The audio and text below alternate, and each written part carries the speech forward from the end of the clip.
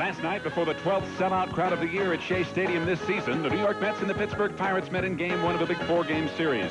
Young John Smiley of the Bucks limited the Mets to just one hit and no runs into the 8th inning. It was a scoreless tie when Kevin Elster stepped to the plate and delivered the game-winning blow, his 7th home run of the year, into the left field bullpen, and the New York Mets had a 1-0 lead.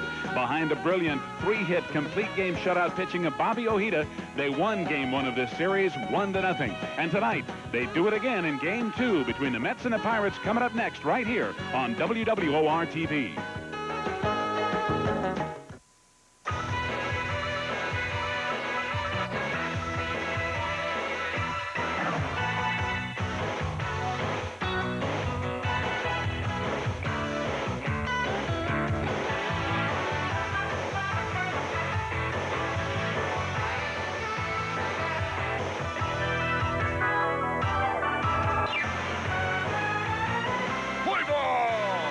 Live from Shea Stadium in New York, it's Mets Baseball 88 as tonight the Mets take on the Pittsburgh Pirates. And Mets Baseball 88 is brought to you this evening by Busch Beer, the beer with a taste as smooth as its name. By Nissan Cars and Trucks, built for the most important race of all, the human race. By Manufacturers Hanover, the financial source worldwide. By RC Cola, some people go out of their way for the taste of RC. By the Good Olds Guys, New York, New Jersey, and Southern Connecticut Oldsmobile dealers. And by the New Jersey Bell Yellow Pages, the one that works. Pitching for the Pirates tonight, right-hander Brian Fisher, who is 6-7 with an ERA of 4.57. And on the mound for the Mets, left-hander Sid Fernandez, 5-8 with an ERA of 3.32. Hi again, everybody. I'm Tim McCarver, along with Steve Zabriskie and Rusty Staub. Ralph Kiner still enjoying Cooperstown, New York, and the Hall of Fame ceremonies. The Pittsburgh Pirates, the pursuers in the National League East, they're 3 games behind the Mets. However, they have been shut out the last 3 games at Shea Stadium. The last 2 games of their first series here, and last night by Bobby Ojeda. I think I'd rather be the pursued in this matter. Absolutely, no doubt about it. This series is important to both clubs. It's not the most important series that's going to happen this year, but it certainly is the most important series of the year so far. Now, Pittsburgh, as you said, they have not done it here in Shea Stadium. The pressure is on them much more than it is on the Mets right now. I do want to bring one negative thought up, though. A few years ago... Dr. Gloom. Oh, yes, Dr. Gloom. You can call me that. There was a period in '85 where there was 4 games at home and 4 games on the road against the Cubs when they were fighting for the championship. Mets won the first game of that series here. I'm just trying to say nobody can be overconfident because that club in that Pittsburgh dugout is a good, aggressive ball club, and they're not going to quit on anything. We said that last night. In that particular series, after winning that first game, the Mets lost 3 more at home and 4 in Chicago, so nothing's a given in this game. It seems like a given is Sid Fernandez. The Pirates bring out the best in him. He's 7-0 in his last 7 decisions, and he hasn't lost since 1985. That's against Pittsburgh. Right. Well, he has also been pitching extremely well against the entire National League. He's only given up, I believe it's 24 hits in his last 52 innings. So Sid Fernandez, after having kind of a rocky start, has really pitched well. Be a big league matchup, and we'll be back after this, coincidentally, from Busch Beer.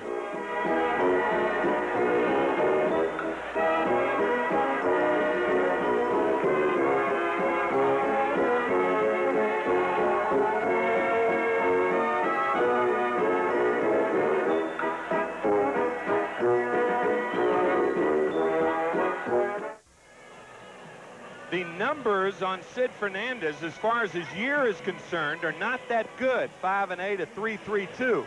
However, he leads the National League with hits per 9 innings, 6.16. He can get you out. I agree. The lineup for the Pittsburgh Pirates to face Sid Fernandez. Barry Bonds will open up and play left field. At second base, Jose Lynn. Center field, Andy Van Slyke. In the cleanup slot, Bobby Bonilla at third base. Mike Diaz getting the start at first base. Mike Diaz has been a real Met killer in his career. R.J. Reynolds will get the start in right field. Tom Prince. I think this is Tom Prince's first game that he's going to get a chance to start in the big leagues. Rafael Belliard at shortstop and Brian Fisher on the mound. Defensively, behind Fernandez will be McReynolds, Dykstra, and Strawberry in the outfield. Howard Johnson, Kevin Elster with last night's game-winning home run. Wally Backman at second base, Dave Maganin once again at first. Gary Carter behind the plate. The update on Keith Hernandez is that he should be ready this Friday. Keith told me that last night. Here's Barry Bonds to face Sid Fernandez. Strike one. Bob Engel behind the plate. Tom Hallion from Louisville, Kentucky. That's a nice little touch given the umpire's hometown. Joe West from Bath, North Carolina. Good place to be from on a night like tonight. 0-2 to Bonds. Hot, sticky in the high 90s today in the city. I guess it could have been more humid, huh? Not as hazy and humid as it has been the past week or so. Big numbers for a strong leadoff hitter. 0-2 to Bonds.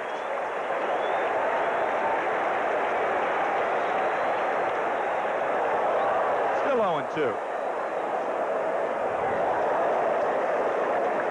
You mentioned that Diaz has been a Mets killer. Well, Fernandez has been a Pirate killer. He's 1-0 this year, 3-0 last year, 3-0 in 1986. His last loss to the Pirates back in 1985. Curveball is low. Ball one. He lost that game, by the way, 1-0. Well, he just misses getting a strike here. His pitch is very close. Good curveball.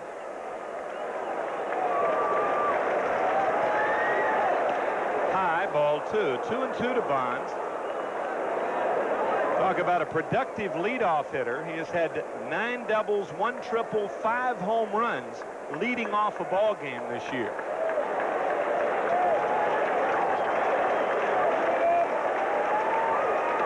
Inside, ball 3, 3-2.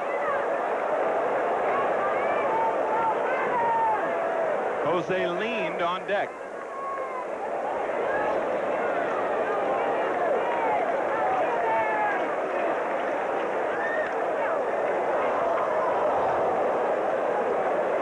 Will strike out a lot, but he also walks a lot. So if you strike out 100 times and walk 100 times, you've really compensated. Not nearly as bad as a guy who strikes out 100 times and walks 25 times. 3-2 pitch. Inside, he walked him. So after running the count to 0-2 quickly, Bonds fouled off several tough pitches and draws a walk off Fernandez. And she doesn't care. Not at all. What a shot. Oh, that's lovely. Jose leaned, batting .243, but a deceptive average. He is an ideal number 2 spot hitter. Hits behind the runner, makes contact, and with his defense, that's about all he has to do. A little slide step by Fernandez. 1 ball, no strikes to Lean. Jose Lean made the finest play at second base I think I've ever seen a second baseman make right here at Shea Stadium. That play he made up the middle, it was just miraculous. He got to the ball, but to turn around and throw the runner out at first base just was impossible. It couldn't happen, and he did it. There's the strike, 1-1. That play happened in the 7th inning of the game. The first time the Mets and Pirates faced each other this year. Tim Tuffle hit it. So Gene Lamont down there at third base, giving the signals to Jose Lean. High, ball 2, 2-1 to Lean. An ideal hit and run situation, but not an ideal pitcher against whom to hit and run. Davey Johnson, his 5th year at the helm. The Mets won it all 2 years ago and hope to repeat this year. It is not a laydown, however. There goes Bonds, and Lean fouls it away. 2-2. It just proves how correct you are, Tim, because that ball is up in the strike zone. Sid Fernandez is very difficult to hit on the ground. Gets a lot of strikeouts, a lot of fly ball outs. Jim Leyland decided to play it very aggressive. I don't think managers take that into consideration enough, as a matter of fact. The type of pitcher that's on the mound. Bobby Ojeda, certainly you can hit and run against him anytime, but not Sid Fernandez. Does not throw a lot of low strikes. 2-2 to Lind. Got him on strikes. So he had to swing at the 2-1 pitch. Could very easily have been a 3-1 count, and who knows what would have happened to Fernandez. Good pitch by El Cid. That ball really hopped. Hopped right over that bat of Jose Lind. I never will forget Gene Mock. When we used to leave the dugout, he would say, "I'll try to get a good pitch for you." And he would call it. And he's the first one who alerted me to the importance of the pitcher being just as important as a contact hitter in the hit-and-run situation. Gene Mock taught a lot of people a lot of things, certainly me. Certainly did.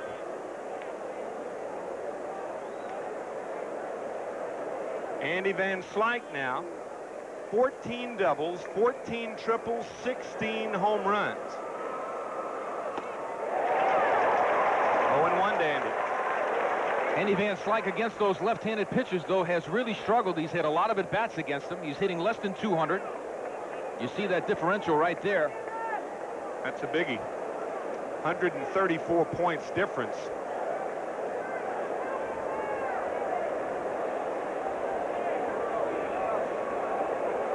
Fernandez did not like what he saw at first base. Bonds has barely moved over there. Barry with 11 stolen bases. He's been curtailed somewhat with that sore left knee. Bobby Bonilla on deck. Just underway here at Shea. Jam with a fastball. Carter, an easy play. 2 outs. When a pitcher gets inside like that and jams you, that walk back to the dugout is actually worse than if you strike out. Because, I mean, he really just gets right in there on him.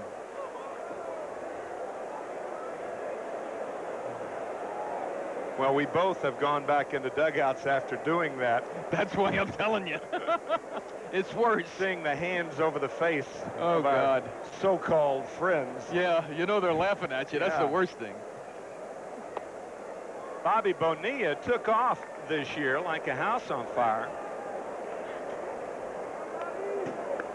He has calmed down a bit, but still, if he has a hot last 2 months of the season and the Pirates win it, MVP candidate. Change up outside. 2 balls and no strikes. This little quick delivery Sid Fernandez has to home plate. He's standing more upright than he normally does, and he's not staying on top of the ball. That's why you've seen a lot of high pitches from Sid Fernandez, particularly in this stretch. There goes Bonds. Fastball grounded by Backman, who was covering at second. So Bonds will go to third base. The Pirates with runners on first and third and 2 outs. You hear the hit and run. I think this is the run and hit. He just runs on his own. Bonilla just going with the pitch back through the middle.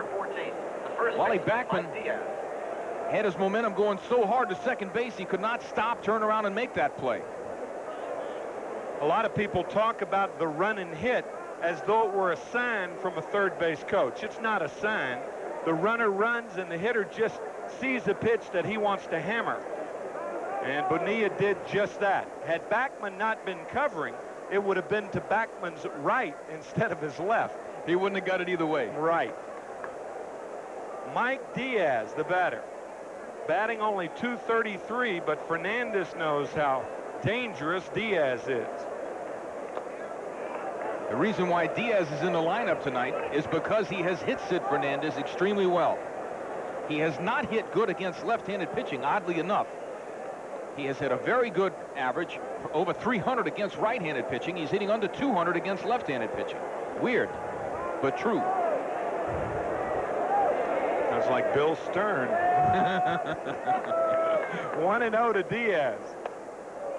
Lays off the high fastball, so once again, Fernandez frustrated. It's not the hitting against Fernandez. It's his wildness.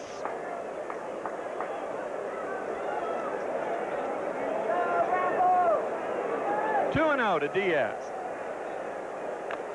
Foul tip, 2-1. Against any of the fastball pitchers like a Sid Fernandez or a Nolan Ryan, I mean, they both have good curveballs, but if you're going to try to hit that fastball, if you're not trying to hit the top half of the ball trying to drive it, you're in trouble.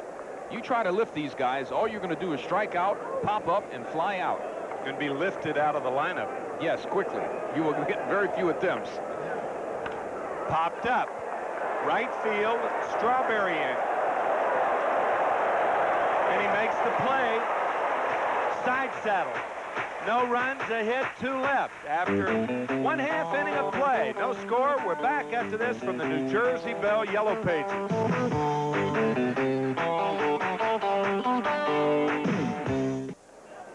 Ryan Fisher has struggled somewhat as a starter for the Pirates.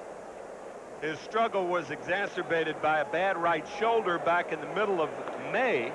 He's 0-1 against the Mets along with that average. And facing him tonight for the Mets will be Len Dykstra in center field, Wally Backman at second base, Dave Magadan at first, Strawberry in right, McReynolds in left, Gary Carter behind the plate, Howard Johnson at third, Kevin Elster at shortstop, and Sid Fernandez on the mound. Defensively for the Bucks, Bobby Bonds in left field, Andy Van Slyke, some consider the finest center fielder in the National League, R.J. Reynolds in right field, Bonilla, Belliard, Lind, and Diaz, and Tom Prince behind the plate. Line drive, base hit by Dykstra on the first pitch. He'll stop at first as Reynolds gets to the ball in a hurry.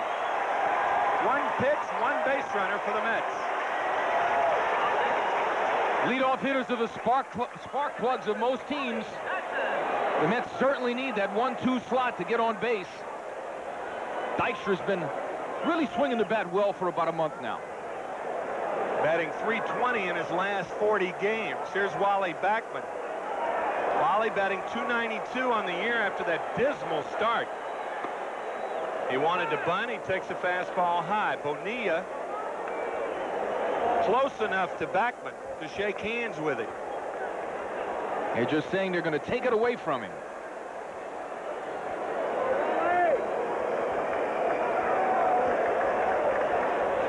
Change up is high. 1-1 to Backman. He's looking down at Sam Perlazo now.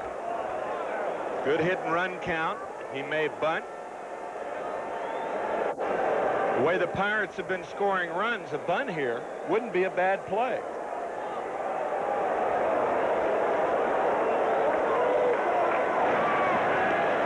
That was a funky throw to first base. Looked like he got his feet tangled. Certainly did. The last 7 games, Pittsburgh's only hit 187, and the runs have been few and far between. There goes Dykstra, and the bunt is fouled off. Well, somebody may have missed a sign there. I don't disagree at all. Dykstra taking off. Bonilla is playing in. Backman turns around, and he's bunting that ball all the way to third base. Tell you, if he's paying attention at all, Belliard at short really covered second base extremely fast. Almost too quick. I remember Mateo Alou used to hit that little ground ball to the shortstop after faking a bunt. He was very adept at doing that, something Wally Backman should also work on. Did he go? No, says third base umpire. Country Joe West. 2-2 to Backman. The bat comes, but it only comes because he moves his whole body. At no time did those wrists ever really move the bat out front. Country Joe did a heck of a job. Good call. Really perfect. Quick and he'll tell you, Fisher. too. Oh, yeah. Never made a bad call yet. 2-2 to Backman. Nobody out, no score. Bottom of the first. Another packed house here at Shea. Their 13th sellout of the year. That was a balk, and it gets Dykstra. The lean on the left leg. But Len Dykstra is a dead duck. Can't tell me this is not a balk. Left It's an leg. awfully quick move. Oof. You see Rambo down there. Mike Diaz, he just blocked Dykstra off completely. He couldn't get back to the base. You go back spikes first, that'll stop that. In a hurry. Tapper right side. Easy play for Lean. And he throws it away. This time it appeared that Diaz tripped Backman with his glove. How about that? Well, Diaz has never been noted for his glove. Lean makes the toss. I mean, it's a bad throw. Wow. Really a careless play by Lean. He had all the time in the world. You know what happens, too, though? That first baseman, who is not used to playing first base, gets his momentum going so hard, he's playing a little deep. He doesn't get to first base soon enough, so his momentum is not on both, or the balance is not on both his feet. He was leaning toward home plate, therefore he couldn't even make a move back when he got the bad throw. That happens a lot with an inexperienced first baseman. So it will be an error on Lean, his 9th of the year. And Dave Magadan takes strike one.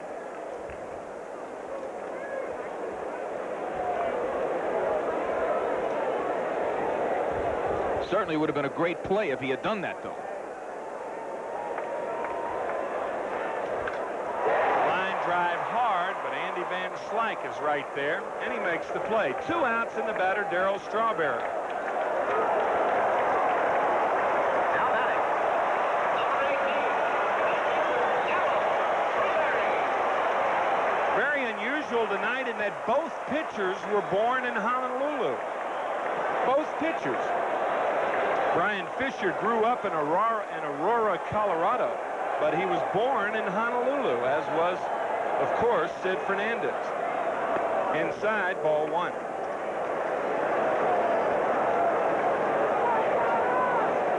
Strawberry, of course, with big numbers. He's second in the major leagues to Jose Canseco of the Oakland Athletics. Canseco with his 27th home run last night. Darryl has 26. Rocket foul.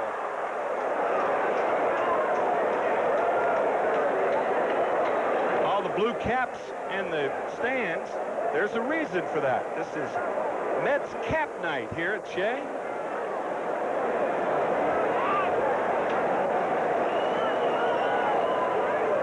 So Fisher pitching into a field of blue. Ron Darling will be the pitcher tomorrow afternoon. He'll be opposed by Bob Walk. Will be on the air at 1:30 New York time. Missed outside. 2 balls and 1 strike to Strawberry. Speaking of those blue caps, one thing that the outfielders and the infielders and the pitcher who have to face all these fans all the time, they hate it when they have those white cap days. Boy, I should say. Foul back, 2-2 to Strawberry. Blue caps give you a pretty good background. They put those white hats out, especially in a day game, and you're in trouble. That dude's ready. Got his glove. All right. That's a corduroy, it looks like. Yeah.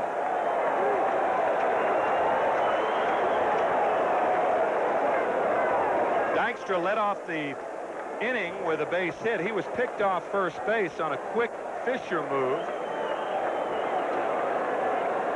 Slider inside.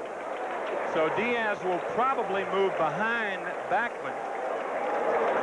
He's staying there. They'll try to get his attention from the dugout. Now he's moving behind.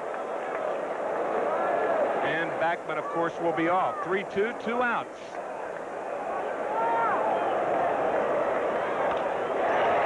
Breaking ball lifted to right field, base hit. Backman will stop at third, so the Mets, like the Pirates, have runners at the corners with 2 outs. A little more noise when the Mets do it, however. Yes. Well, it's not a blue darter, but it's good enough. Jay Reynolds kind of circled that ball a little bit. Not a very aggressive play in the outfield.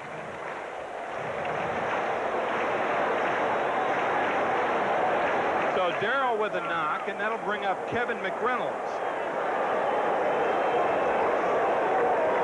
Kevin's 7th in the National League in RBIs with those 61. Batted .326 in his last 36 ball games. It's been a hard .326. Slider is low.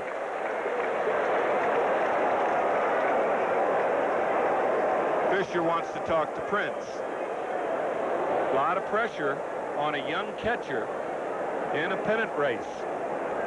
The reason that Prince was called or recalled from the minor leagues, as you look at Gary Carter, I'm sure he felt that way back in 1974 and 5. It's a young catcher for the Expos. But Prince was recalled because Junior Ortiz broke his left clavicle diving for a ball in St. Louis. So Ortiz probably will be lost for the season.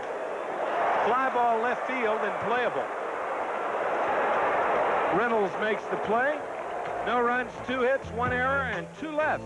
After 1, no score. We're back after this from the good old guys.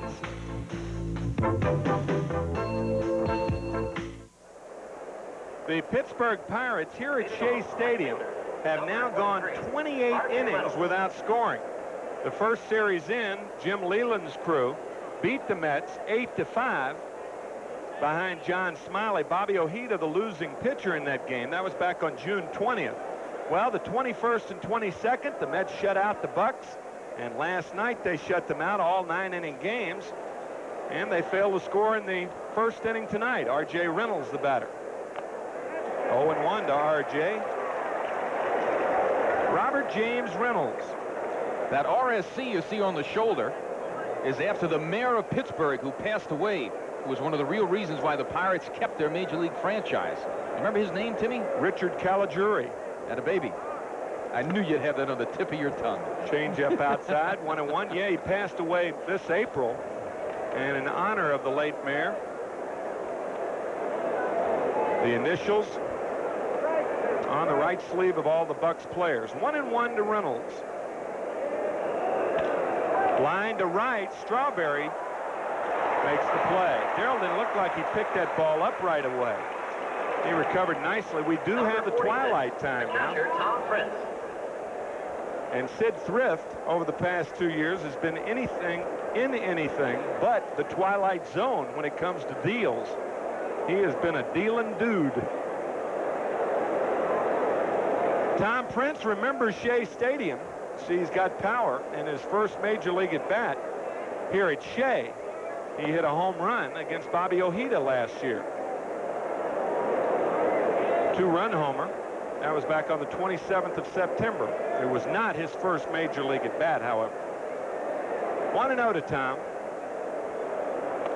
Ball 2.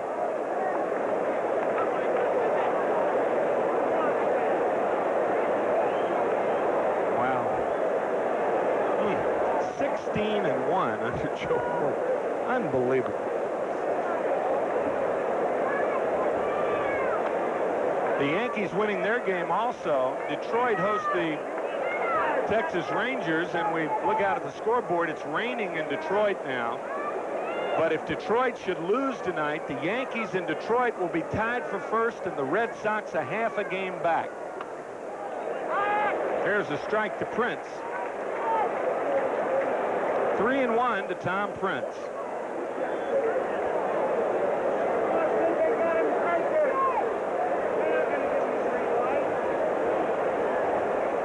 Outside, ball 4. That's the second walk issued by Fernandez. And that'll send up Rafael Belliard. Rafael Belliard.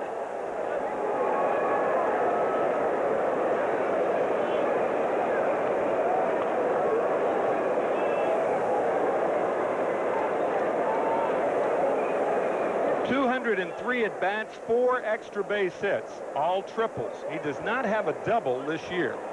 That's remarkable. We talked last night about the depth of the Met outfield, whether they should be playing more aggressively against Belliard. Does not seem as such right now. Dykstra's in maybe a little in center. Strawberry is shifted over, playing a little bit down that right field line. Kevin McReynolds deep in left. Shows the impact of our words. They got about 2 feet outside this booth and went straight down.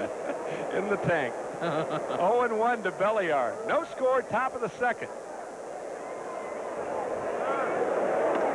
On the corner, 0-2 to Rafael. The Pirates went through an assortment of shortstops last year. They had Al Pedrique, Felix Fermin, Rafael Belliard, kind of a shuttle between Buffalo, their AAA affiliate, and Pittsburgh. They finally settled on Belliard when he was more consistent with the bat. Curveball outside, 1-2.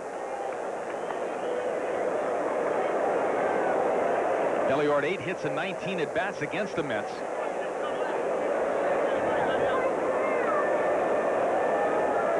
As a pitcher, you try to get Belliard to hit the ball in the air anywhere.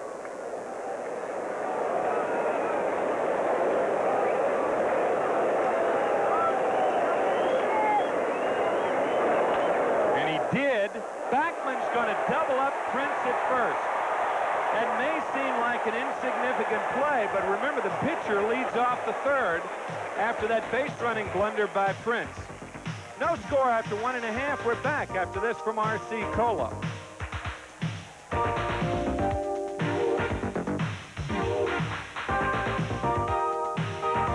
Bottom of the second inning, no score. As we look at Jim Leyland, Milt May, Tommy Sant. Jim Leyland talked with Bob Engel, the home plate umpire, between innings, and I don't know what it was about. I assume it might be about the stop of Sid Fernandez, but it didn't appear that Sid was quick pitching to anybody. He's been called for a lot of balks. That's all I can think of is that it might have been that way. He's balked 7 times this year.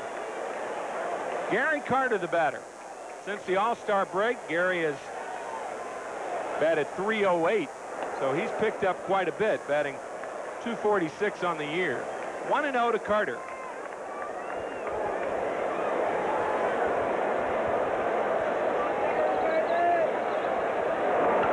Change-up drilled foul, but hard. 1-1.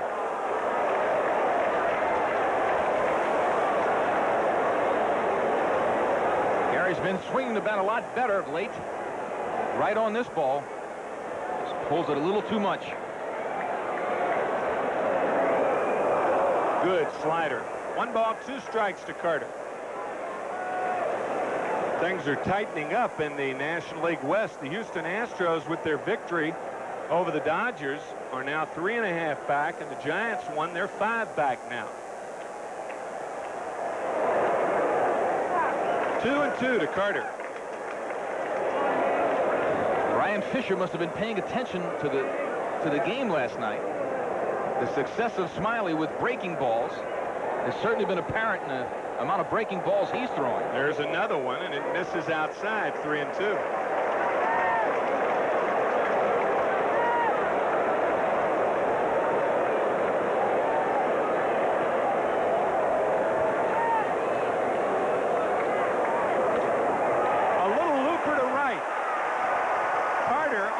Unintentionally went to right field, protecting that outside. The fastball, he bloops one in front of Reynolds. There was a time earlier in the year when he was not swinging well at all that he wouldn't have been able to touch that ball because he could not handle any part of that outside part of the plate. His whole front left side was exploding off the plate. So that's a good sign for Gary Carter. Howard Johnson now. Ojo has really been in a free fall. He's 2 for his last 36, and he takes a fastball inside.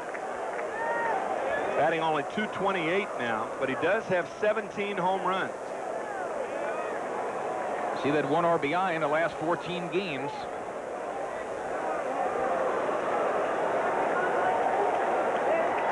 Ojo's got a world of talent. You got to use that head along with that physical ability. You have to pay attention. Think things out before you get to that plate. Know what that pitcher's going to try to do to you. He's got to realize that with his success with the fastball, the opposition is not going to let him hit it that often. He rarely will get a fastball in the strike zone. Interesting, John Harper's comments in the Post today. We'll talk about him. Foul back, 2-1. Jim Gott was quoted as saying in John Harper's column today about the incident when Johnson hit the home run to tie it in Pittsburgh the last time the Mets faced the Pirates before the Pirates came here last night. It was a key home run. The Mets won that game in 12 innings, and Roger McDowell scored the winning run after he had doubled in the 12th. Fastball is inside. He said Mike LaValliere came to the mound. They had thrown Johnson 3 sliders, and they had both decided that they would throw him a curveball. Well, Mike went behind the plate, and he put down 1 for a fastball. Gott said, we had just talked about throwing him a curve, so I guess he's changed his mind. He threw him the fastball, and Johnson hit it out. You talk about second-guessing each other. You go out there, you have a meeting on the mound, you say you're going to do one thing, and you do just the opposite. To Johnson. Johnson walks. That's the first walk of the year of the game issued by Fisher. And here's Kevin Elster.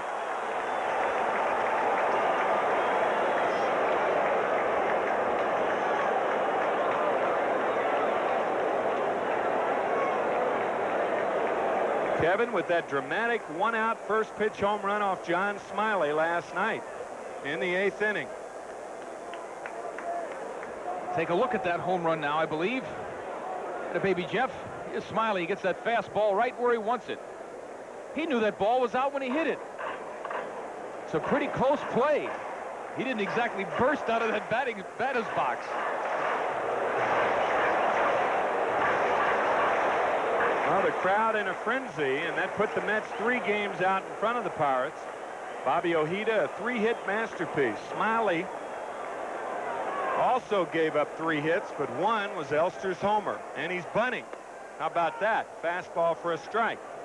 Sid Fernandez following him has 9 hits and 33 at-bats and 6 RBIs. So Davy Johnson, a lot of confidence in the hitting ability of Sid Fernandez. He had Elster bunting. Of course, he's facing a right-handed pitcher tonight. He just called Sid Fernandez in to tell him so. Beautiful bunt laid down, and it's out at first base. Diaz very lackadaisically throwing that ball to lean, and Elster almost beat it. Perfect sacrifice. Elster stayed pretty close to being inside that chalk line. If it hit him in the back with his knees on the interior of the infield, you got to get on that mud in a hurry. Whew. That ball hits you when he throws it to first base on a bunt that's close to that line. There's a real good chance that umpire is going to call interference. So the Mets with Carter at third, Johnson at second, and Sid Fernandez the batter. Sid, a good hitter, batting .273 on the year with 6 RBIs. The infield is about halfway, so they do have the option of coming home. Grounder toward third. Carter can't come home. That's why you play your infield halfway. 2 outs.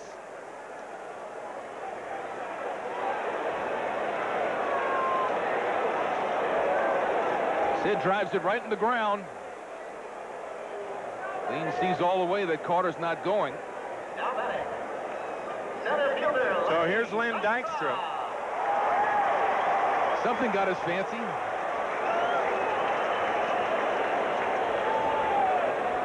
Dykstra singled in the first inning and then was promptly picked off by Brian Fisher. The Mets stranded 2 in the first. They're trying to put at least 1 across here in the second. No score. Change up high.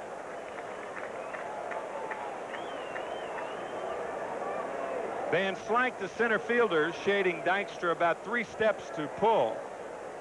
And Barry Bonds shading Dykstra about 2 steps toward the line. So there is a hole in left center field. A good one. If I would see that as a hitter, I would think they're going to try to pitch me inside. Yeah, you see that lineup? There is a lot you can tell as a hitter about how the opposition's trying to pitch you by the deployment of the outfielders. They're saying if he jams him inside, he might flare it to left. Playing him to pull in right field, playing him to the right side in center field. I know I certainly would bear that in mind. And boy, they have no clue what they're doing right now with this runner on second.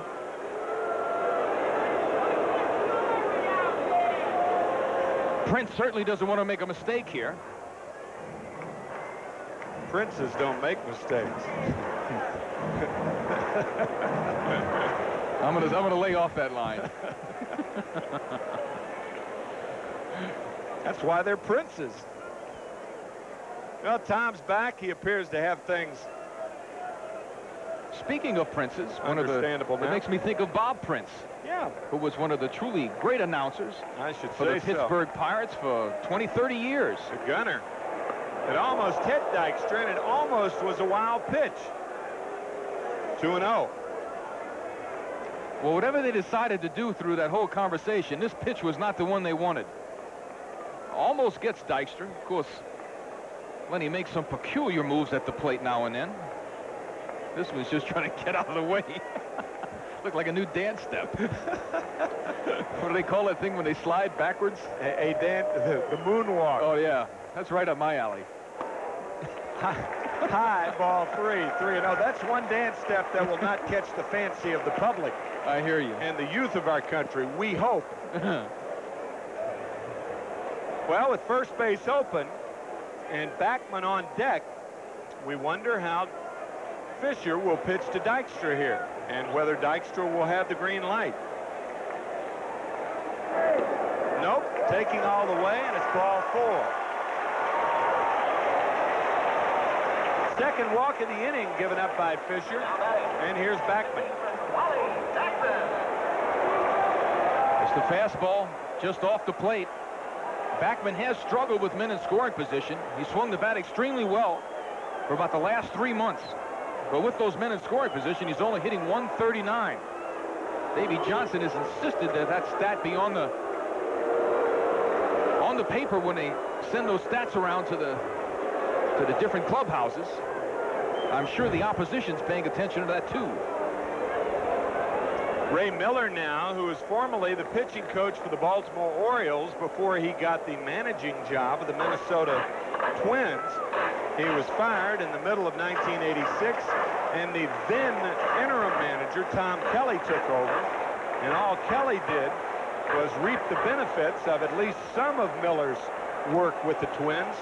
They won the World Championship last year. Well, one of the big reasons why they won it is they finally got a stopper in the bullpen in Reardon. You can't win a championship without somebody that's going to get them out in the 9th inning. Got to have the closer.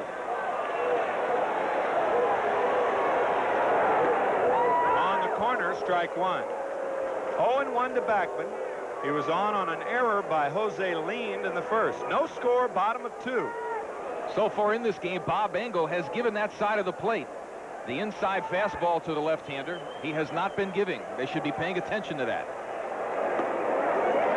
Just off the plate, it's 1-1 to Backman.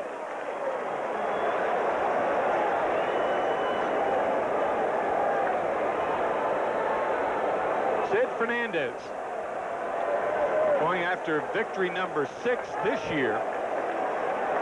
Very deceptive 5-8 record. Another hopper to Lind. And he's true this time as Backman grounds out. No runs, 1 hit, 3 left. The Mets have stranded 5 through 2. No score. We're back after this from Busch Beer.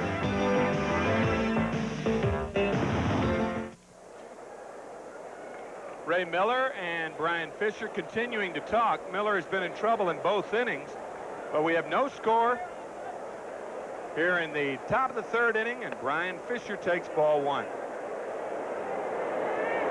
Fisher can hit, even though he's hitting .063. He did have 2 home runs last year. Ball 2. 2-0 to Brian Fisher, the pitcher.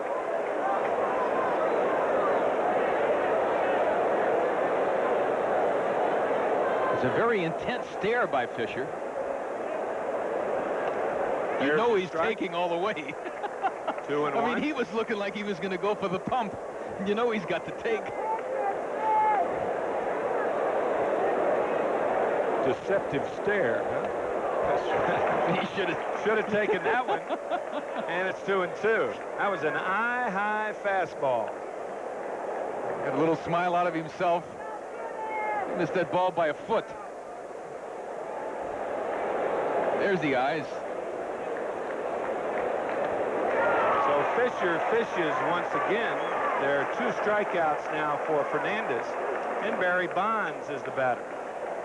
Left fielder, number 24, Barry Bonds. Barry walked and was stranded at 3rd after Bonilla singled in the 1st inning. No score, top of the 3rd inning. This game taking on the character of last night's game. 1-0 Met victory. The Mets 5-2 for 88 against the Pirates. 3-1 here at Shea Stadium. 0-1 1 to Bonds. Looked like Easter Sunday with all those goose eggs on the scoreboard.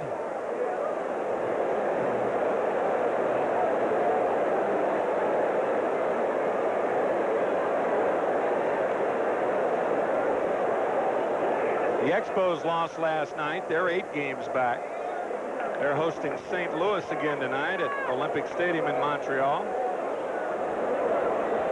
Who would have ever thought the Mets would be pulling for St. Louis at this time of year? Boy, isn't that the truth? 1-1 to Bonds. There's Mackey down there. You doing all right, pal? That's it. Good curveball. 1-2 to Barry Bonds.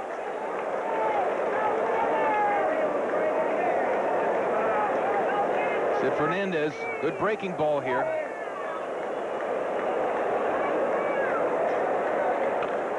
Tapper, Fernandez, a tough play. Got him. Great play, Sid Fernandez. 2 outs. They're going to have this in the highlight film, this play. Second base, Jose Lee. Sid Fernandez, like a cat, just comes off that mound here. Watch him. Little picket, little off-balance throw right to Magadan. Outstanding. Really was, and in fairness to Sid, he really has so much momentum going toward that third base line, and that's why a ball like that is so hard to field. He's got to gather things back up and get it toward the line to get these speedy Bonds. 0-1 to Lean. He struck out his first at bat. Top of the third, 2 outs, nobody on, no score.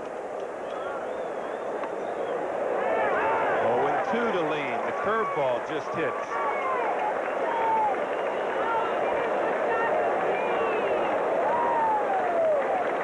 Leaned from Toa Baja, Puerto Rico. And he goes down for the second time. That's the first time in this game that either side has gone in order. After 2.5, no score. We're back after this from Nissan.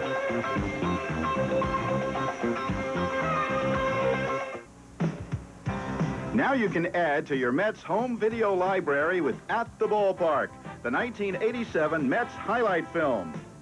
Featuring Frank Cashin and Keith Hernandez as critics, At the Ballpark reviews all the exciting action of the 1987 season. To order your copy, just send check or money order for $19.95 plus $3.95 for shipping and handling to Mets At the Ballpark, Box 9559, Trenton, New Jersey, 08650. Attention Junior Mets Club members. If your instructional baseball clinic is scheduled for August 3rd, please listen carefully.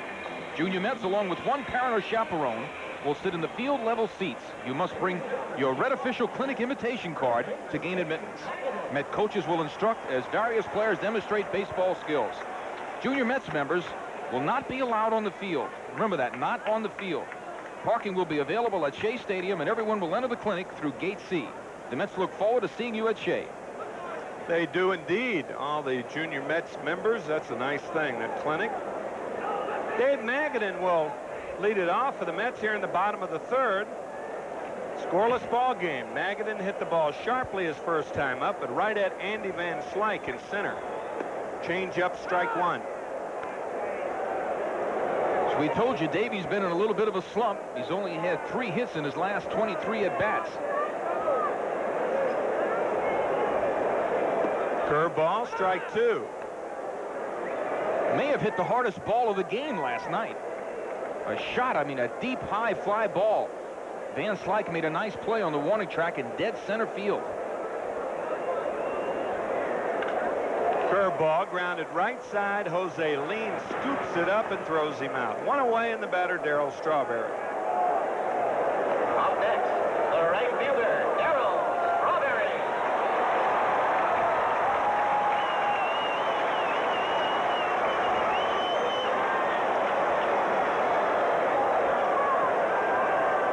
That was a 3-2 breaking ball his first time up. Tight, ball one. The games that Fisher's been successful, he's done exactly that. He's pitched tough inside. Of course, I think that can go for a lot of pitchers.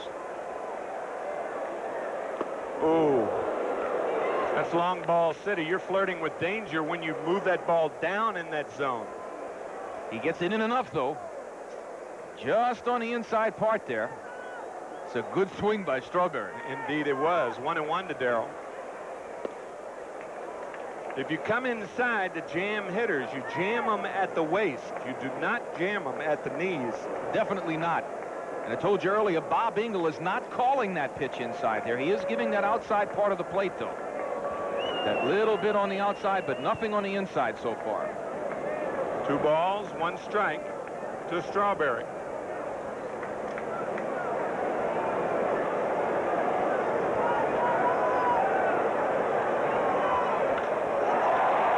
Fly ball center field and playable. Andy Van Slyke. 2 outs here in the 3rd, and the batter Kevin McReynolds. That was a complete challenge. Fisher said, I'm coming hard and I'm coming in. And he beat Darrell Strawberry at that at-bat. 4 fastballs. McReynolds flied to right his first at-bat.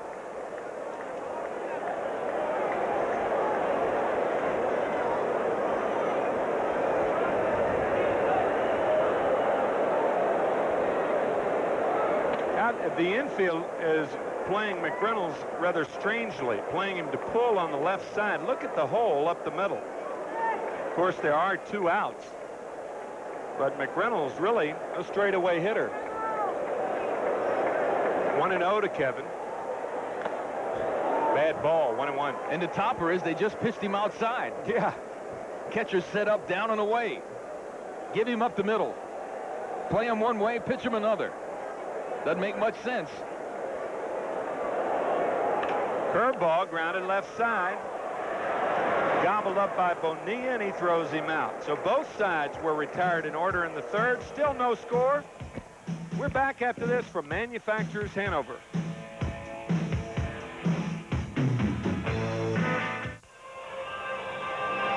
Well, we stated in the 2nd inning that this game has all the credentials that last night's game had.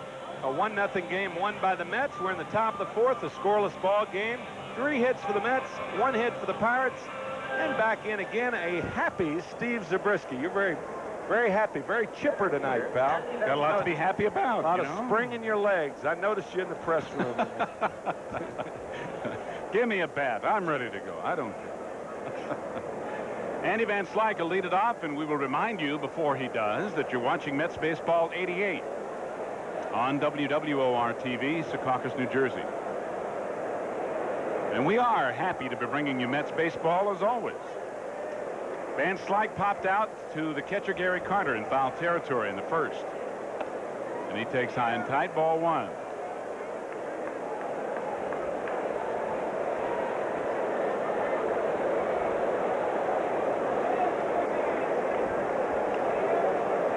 Those RBI totals have increased along with his playing time. Misses a fastball, 1 ball, 1 strike. Van Slyke still, as you and Rusty alluded to earlier, Timmy, he really has a hard time against left-handers, but like any left-handed hitter, his argument is, if I don't get a chance to play against them, I'm never going to learn to hit against them.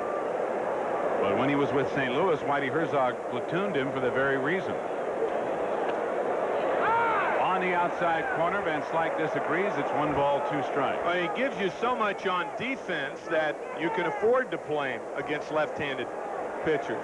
Pirates could ill afford to have Van Slyke out of there. Nobody can play center field like he can. That's right. Off-speed pitch is high, so it's 2-2.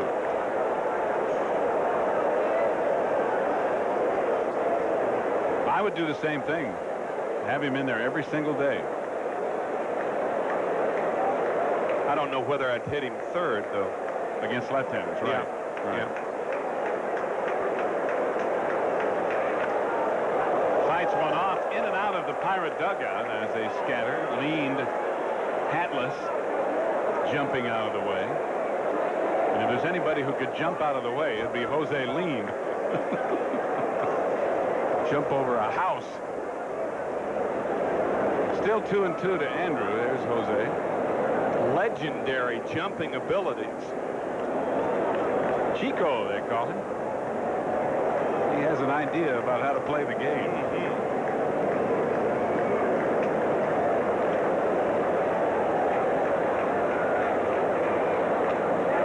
Fastball up and away against Van Slyke. Fernandez has struck out 3 of the last 4 hitters he has faced, and he has a total of 4.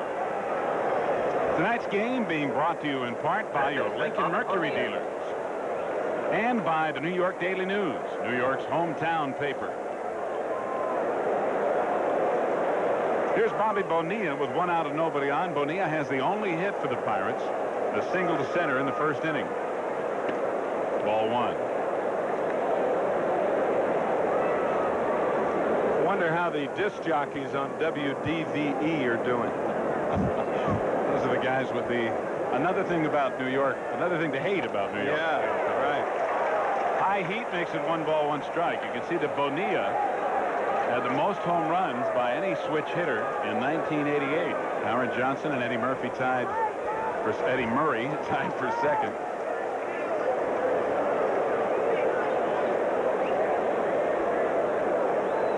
Of course, Howard Johnson last year had the most with 36. Set a National League record, as a matter of fact, for home runs by a switch hitter. High and away. 3 balls, 1 strike. In case you folks may not have heard, a radio station, WDVE, an FM station in Pittsburgh, sent some announcers here for all 4 games. The strike called. Bonilla thought it was ball 4. They were originally going to broadcast from the parking lot, but I think sanity prevailed. Yeah, that was the trick. Pipe dreams. No way you're going to broadcast from this parking lot and rip the Mets. 3 against 50,000? No way. Base hit left field, and Bonilla 2 for 2 has the only Pirate hit so far. In fact, Bobby has now hit in all 8 games between the Mets and the Pirates so far this year. Well, let's take a look at the Nissan National League scoreboard. 1-0, the Cubs at Veterans Stadium in Philadelphia. No score, St. Louis and Montreal in the top of the 3rd. Atlanta at San Francisco. Well, it was the Giants who prevailed. 2-1. They're now 5 games behind the Dodgers, who lost to the Houston Astros 14-6. Cincinnati at San Diego, and a night game later on. Here's Mike Diaz, who flied to shallow right field to end the first inning.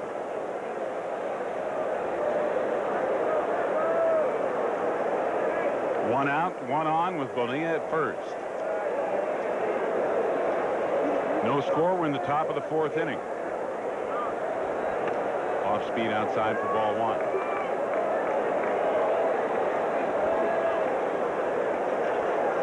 Last year, Mike Diaz ripped Mets pitching at a .387 pace that included 4 home runs. And he didn't play every game against New York. Down low, ball 2.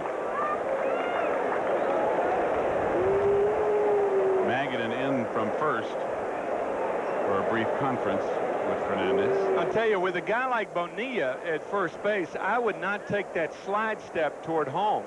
I'd go ahead and go back to my old windup. He generates more power that way, and Bonilla's only tried to steal 3 times. He's been caught stealing twice. Popped up into short center field. Dykstra over, now in. 2 away.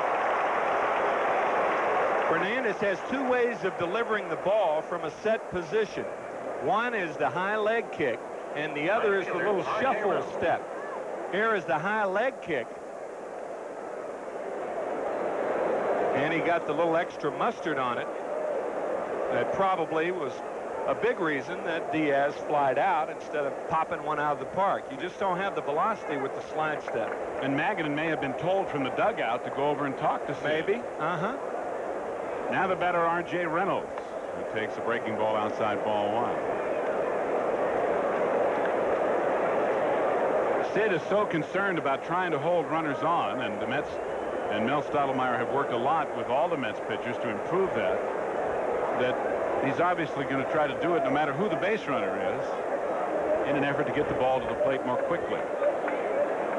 There you can see he took the kick and the ball's grounded to third. Johnson will go to Backman for the forced play at second, and the inning is over. 1 hit, 1 left in the fourth for Pittsburgh. Still no score after 3.5, and we're back after this for your Lincoln Mercury dealers.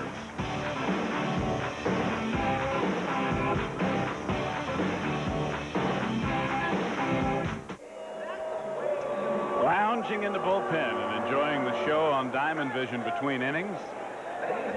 Some of the Mets relief pitchers, along with last night's starter Bobby Ojeda. And one of the caps being given away tonight, held on to that by that young man.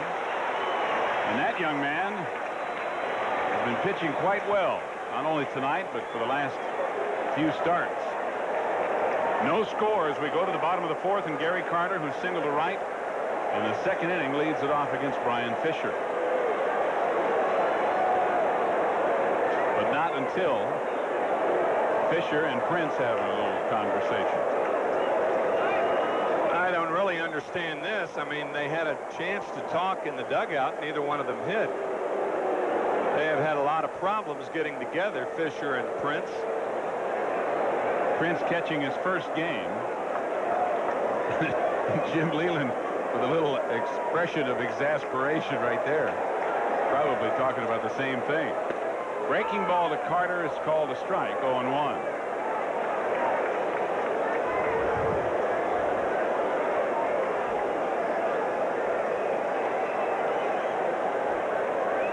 Another breaking ball low and away, 1 ball, 1 strike.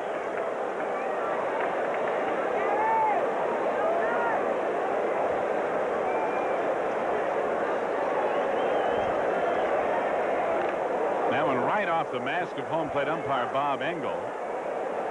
And he just joined the fraternity of Kappa Kappa Skew.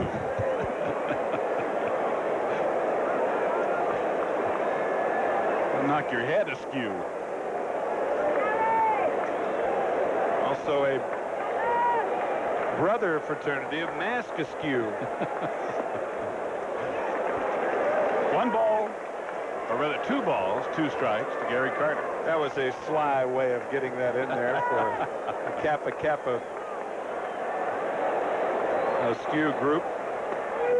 Strike 3 called on a fastball. And Carter knew it. After all of those breaking balls, he got the heater. And things heating up in the American League as we take a look at the Nissan American League scoreboard. The Boston Red Sox now 16-1 under Joe Morgan. Texas at Detroit, an important game, a rain delay there. The Yankees beating Toronto 3-1, and Minnesota over Cleveland 4-2. Baltimore over Kansas City 2-1 in the second. 15-14 California over the Chicago White Sox. That's the final. That field goal made all the difference in that game. There were 8 home runs hit in that 15-14 California win over the White Sox. Johnson hits it a ton to right field. Reynolds goes back, and it is gone. Home run, Howard Johnson.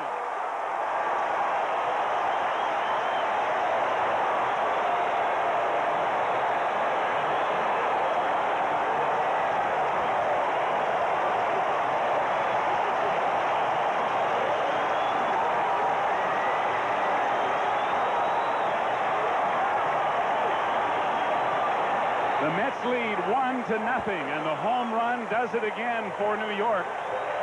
Johnson's 18th of the year and his 49th RBI.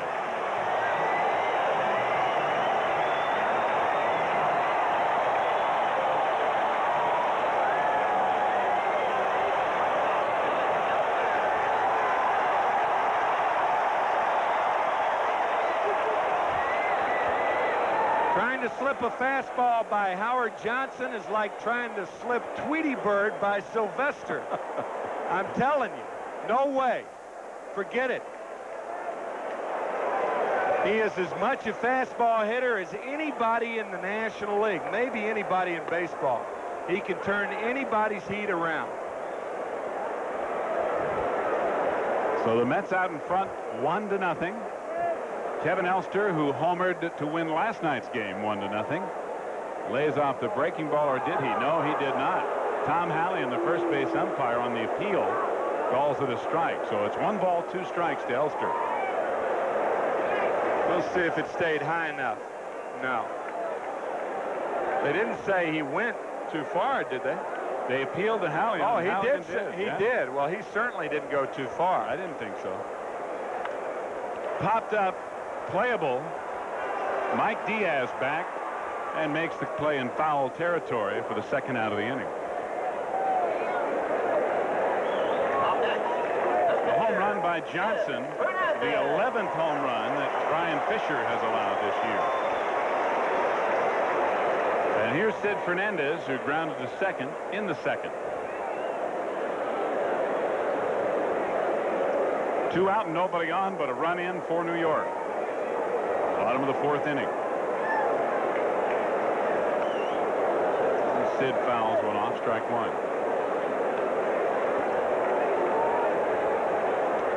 Well, from the S's for Sid, we now go to the Hawaiian pineapples, signifying strikeouts. Great. So they've got both varieties going tonight. One-upsmanship here at Shea. I like that. Good thinking, though. High fastball foul back. Still 0-2 to Fernandez. Howard Johnson, with his home run, not only broke a 2 for 36 skid, he was 0 for 14. Grounded to second, leaned to Diaz, and the inning is over. But the Mets take the lead 1-0 on Hojo's 1-out 18th home run of the year. And after 4, 1-0 New York. Now here's a word from R.C. Cola.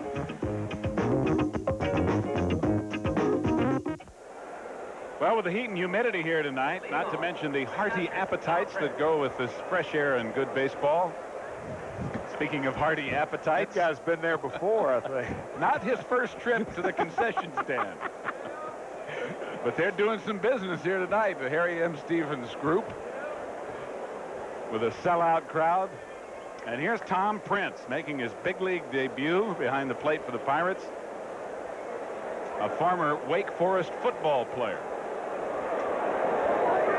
Takes high, ball 1. Talking to Jim Leland, the Pirate manager, about Prince yesterday, he said he really thinks that Prince, although he may not possess tremendous baseball talent, has great athletic ability and the kind of toughness and tenacity and work habits that you find sometimes in football players. Kurt Gibson would be an example of that.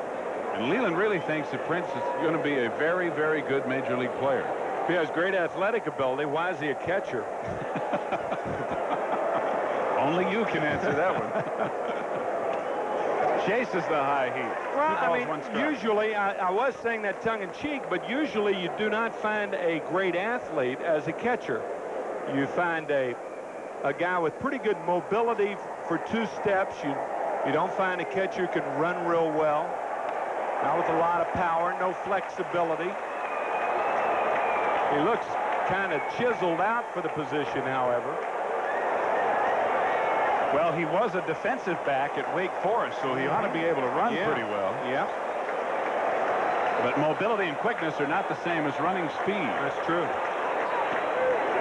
Strike 3 called on the corner. Strikeout number 5 for Fernandez.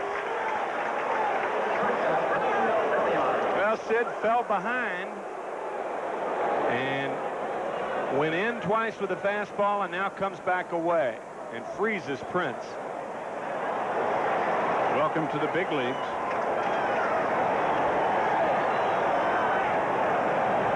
So 1 out and nobody on for Rafael Belliard, who hit a soft liner that turned into a double play in the second inning. And Belliard up the bat handle, takes it for strike 1. Belliard has only had 3 hits in his last 30 times up. A resounding 100. Yeah, it's funny, neither the Mets nor the Pirates are hitting the ball with any authority right now, and here they are 1-2 in the National League East. And it shows you once again how very valuable pitching is. Pitching gives you a chance to win. And they both had good pitching. But in spite of the fact, as it's now 0-2 to Belliard, that neither club has hit a whole lot, they're 1-2 in the league in runs scored. Yeah. Did a lot of that early in the season, however.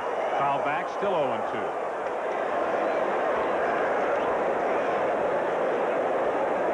That can be deceptive, too. You can win 13-2 one day and lose 3-2 the next day. But your runs scored, it says that you average 8 runs a game. If you did average 8 runs a game, you wouldn't have any trouble. Right. But no team does score consistently high numbers.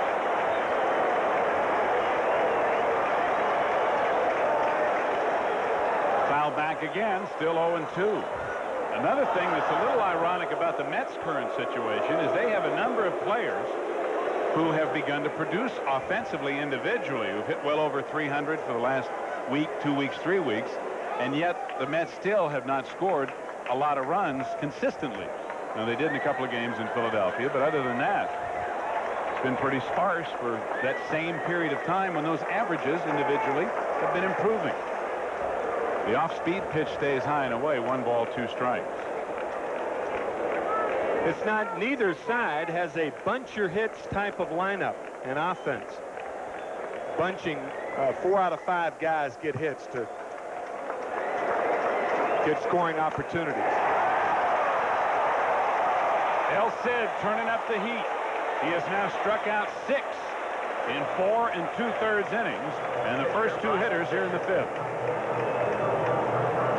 Well, there have been 14 days this month over 90 degrees in New York, and I guess you could say about 14 days that the Mets have run out pitchers that can throw over 90. So he is indeed turning up the heat. Following the weatherman's cue. Yeah. A fastball to Brian Fisher taken for a strike. Fisher fanned his first time up.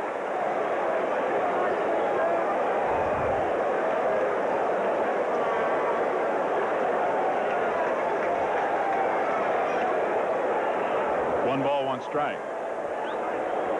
As was the case last night, another well-pitched, low-scoring, well-played ball game. And the Mets leading 1-0. High and tight, 2-1.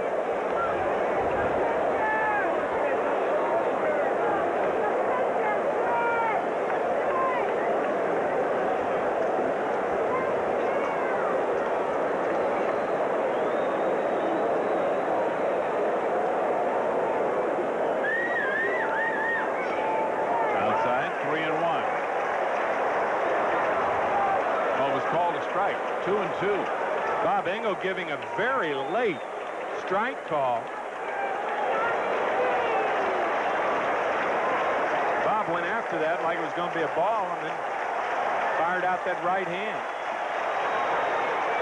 There's strike 3. Sid Fernandez strikes out the side here in the 5th inning. He has struck out a total of 7 through 5. And after 4.5, the Mets hold a 1-0 lead over the Pirates. Back for more after this for Busch Beer. A reminder that this copyrighted telecast is presented by authority of the New York Mets and WWOR-TV and is intended solely for the private non-commercial use of our audience.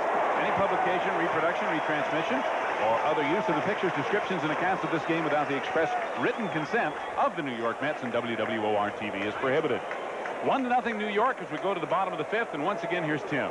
All right, Steve, thank you very much. And Lenny Dykstra, 1 for 2 on the night. Make that 1 for 1. Make that 2 for 2. A lot's happened in the last 4 seconds. That'll get your average up in a hurry. Guarantee you. A frenetic Lenny Dykstra now at first base. Well, Lenny singled to right in the first pitch of the ball game, the first pitch that he saw anyway, in the bottom of the first. Then he walked, and now he gets a base hit. His Belliard can't quite get to it. Into center field, so Lenny, in fact, 2 for 2 and on base all 3 times. He had walked his second time out, and in the first inning, he was picked off by Fisher. We'll see what Brian does with Lenny now. Backman 0 for 2. He was on a Jose Leaned error, the only error of the ball game. In the first inning, 1-0. New York on top on Howard Johnson's 18th homer of the season. Backman wanted to bunt, and I would imagine that would be the play employed here by Davy Johnson. Davey really playing for one run because he knows how poorly the Pirates have been hitting and how strong the Mets pitching has been. And he's got a one-run cushion to work with here. If that's the case, Dykstra cannot be picked off.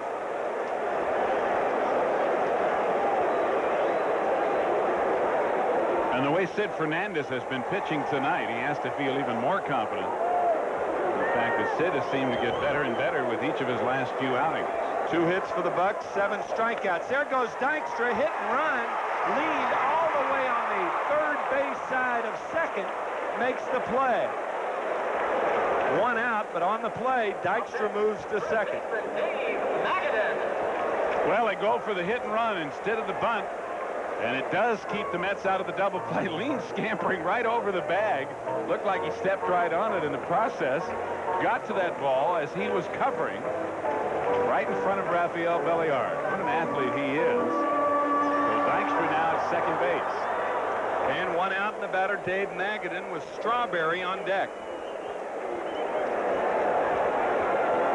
Dave 0 for 2, 2 for his last 24.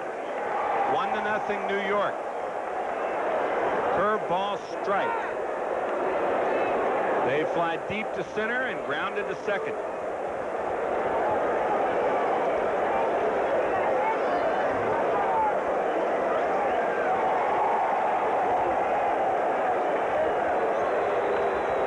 Grounded foul, 0-2.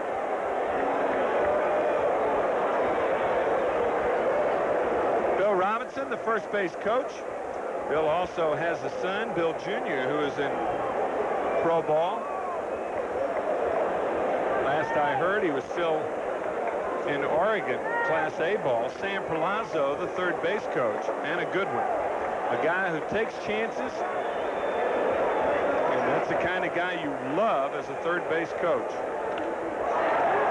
He gets jammed with a fastball. Dykstra tagging at second.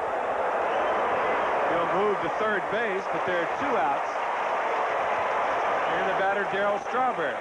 Now we'll see if Jim Leyland puts him on.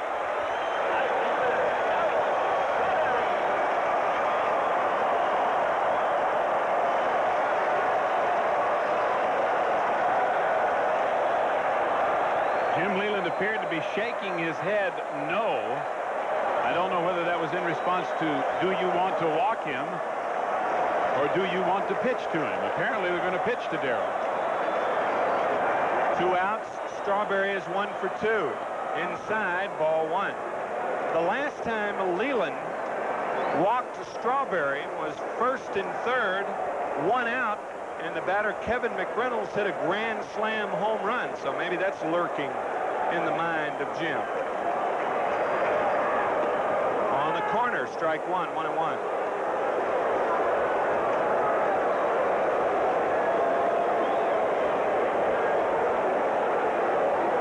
Strawberry got 4 fastballs the last time. He has gotten 2 this time up. Now Prince back inside. Swing and a miss. Good spot. 1-2 to Strawberry. Really kept Darryl from extending his arms and tied him up. Even if he had made contact, about the best he could have hoped for it was to foul the ball off.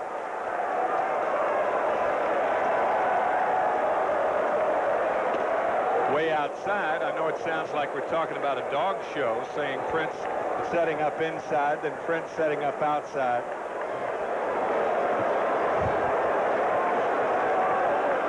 See where Prince is back inside. Kevin McReynolds waits on deck.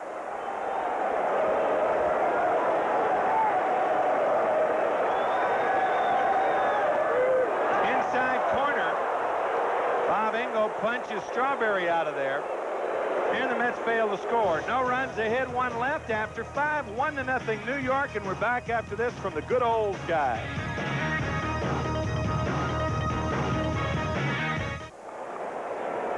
This is the 4th consecutive game that the Pittsburgh Pirates, looks like my hat. That is not one of the hats being given away here tonight. Talk about a bucket head. Well, holy cow. They didn't call you that for nothing. That's correct. Make about a dozen hats out of that. Here's Barry Bonds to lead it off in the 6th. And as I was saying, the Pirates have played 4 consecutive games here at Shea Stadium without scoring a run. 32 scoreless innings against the Mets. Their last 4 games at Shea. It's 2-0 to Bonds. You know, a lot of people thought that Tim McCarver's success would go to his head, make him big-headed. Not possible. His head couldn't be any bigger. 2-0 to Bonds. Now, what size hat do you wear? 7 1/2. Smaller than mine. It's 2-1 to Bonds. You know, you weigh more than I do. How can I have a bigger head? I don't understand that. It's 2-2. I don't know either. I weigh more than most people. No, I wasn't saying that, but I mean, it's funny how. I mean, one wouldn't think that, you know, my head would be bigger than yours. Well, but it is. Considerably, I might add, and I'm not saying what size my head is. How come mine looks bigger than yours? Well, it doesn't. I mean, no. It's not a P on your shoulders, but it looks uniform. Foul back, still 2-2 to Bonds. Think of the additional brain power you've been blessed with. Well, that capacity. Is certainly debatable. I guess Bruce Bochy had the biggest head that I've ever heard of in the big leagues. He wore a size 8 hat. There's Bruce's hat right there. They had to have a special batting helmet ordered for him. 1-0 Mets, top of the 6th inning, 2-2 to Bonds. Still fouls it back. Boy, he is a tough out, isn't he? Even with the number of strikeouts that he has each year, and I think as time goes on, those will diminish. He makes good contact. He gets on base. He gets his share of walks, and he has extraordinary power for a leadoff hitter. He just got anything and everything you would want, basically. Curveball, got him. So does Fernandez. Sid brought the whole bag of tricks tonight. He has struck out 4 in a row, a total of 8 now in 5 1/3 innings, and the mixture of speed and breaking pitches has really been evident, perhaps more so tonight for Fernandez than in any recent outing this year. He's mixing them up very nicely. Power and finesse. He has gotten Lean twice, and Lean this time greets him with a single to center. That's the 3rd hit given up by Sid Fernandez. 2 to Bobby Bonilla, and now base hit by Jose Lind.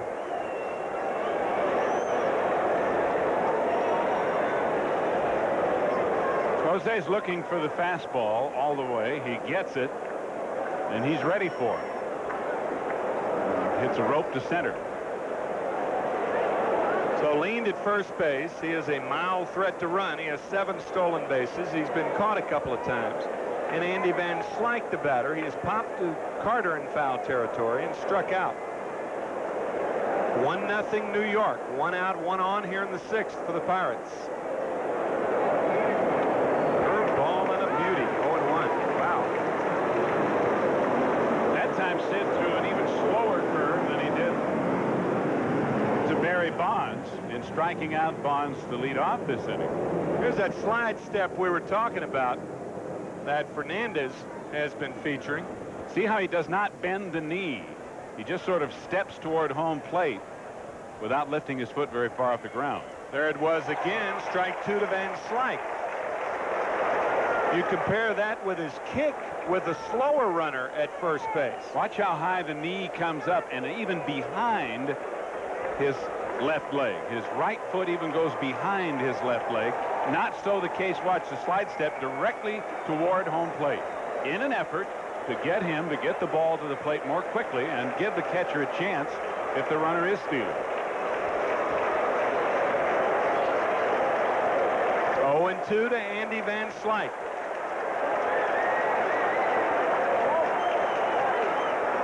High, ball 1.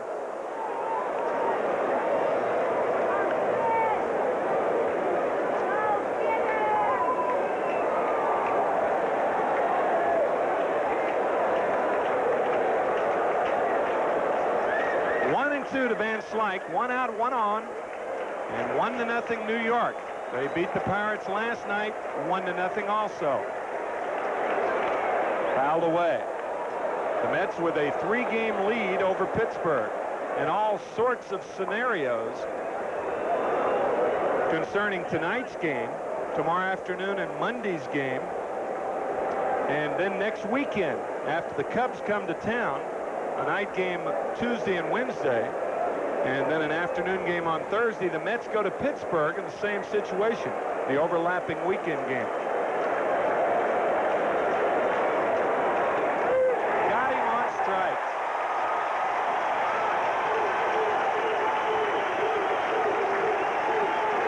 Strikeout number 9 for Fernandez. 2 outs. I hope they brought enough S's and pineapples tonight, because Sid is on.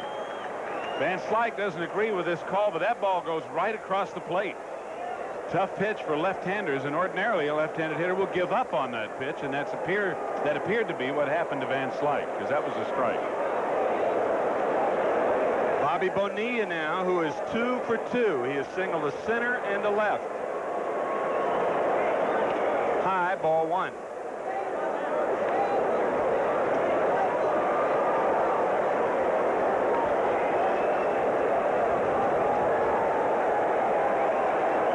Bonilla batting over .340 on the road this year. And with his 2 hits tonight, that average has not diminished. It's 2 balls and no strikes to Bonilla. The on-deck batter is Mike Diaz. 1-0 New York. Sid under 100 pitches, but that's still quite a few, but not necessarily for him. Outside, ball 3. You let Bonilla hit here? I do. Absolutely. Let him rip. Chance to put the Pirates ahead. 18 home runs for Bonilla.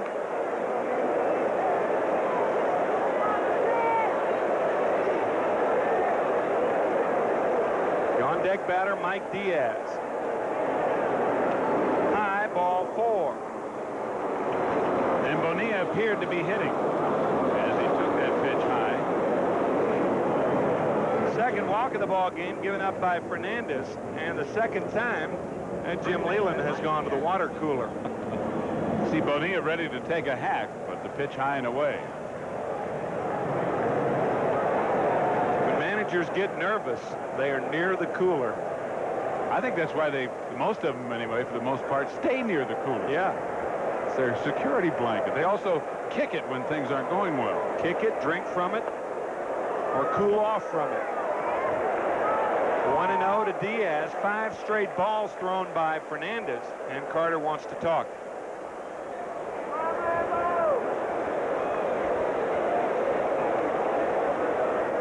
When you went out there, Timmy, and you wanted to say something of importance, and I realize that not everything a catcher says when they go out is of great importance, but for the most part, you didn't go out unless it was No, or important. at least something that you thought was important. Did you leave your mask on so that the coaches and everybody couldn't necessarily tell what you were saying? Or did you care about that? Sometimes. Foul back, 1-1. It varied. That mask is very hot, and when you take it off, all the perspiration and everything, you want to cool off. So for that reason alone, you would take it off. But you see that little protector under the mask of Gary Carter. That's to protect the throat. And something that I wished was on my mask when I was plunked right in the Adam's apple in 1979. Ground ball left side. Elster to second. Got him. No runs. 1 hit, 2 left. Fernandez has gone 6. After 5.5, 1-0 New York. We're back after this from Manufacturers Hanover.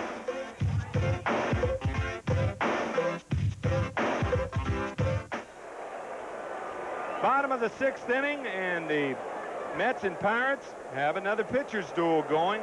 Capacity crowd on hand, the 13th sellout of the year for the Mets. The Mets going into tonight's game 71,000 ahead of last year, a year in which they drew 3 million. The attendance before tonight, so far this season, over 1.8 million for New York. So probably against Chicago Tuesday, I would say, maybe Wednesday. They'll go over the 2 million mark. Change up hit deep to left. Bonds drifting over near the line. And it's a foul ball. About 2 feet foul, it appeared. 0-2 to McReynolds, the hard way. Barry thinks he has a shot at this ball. He's got a beat on it all the way. He checks the wall. He doesn't care whether it's fair or foul. He's just trying to go up and get it, and it looks as if it hit in his glove, and perhaps the pocket of his glove was against the top of the fence, and when the ball hit in the pocket and then hit the fence, it went out. Wow. It appeared that he did get a glove on the ball. Tapper, left side, high chop for Bonilla, and he throws McReynolds out. One out. And I guess the question arises, what if Bonds goes up, the ball hits his glove, he's in foul territory, and it bounces back over the fence in fair territory? It's a foul ball. I don't think I've ever seen it happen that way.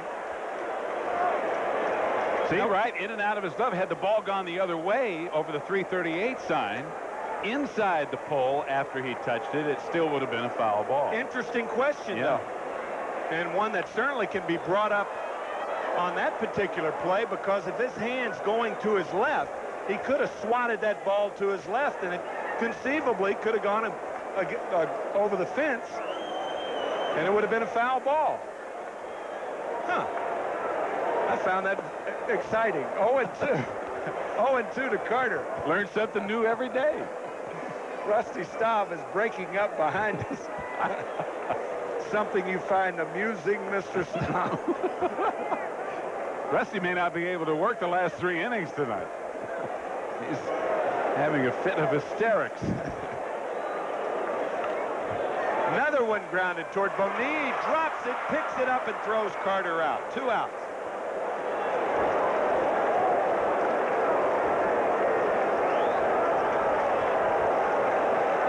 Had there been a faster runner as the hitter, Bonilla may not have been as fortunate here.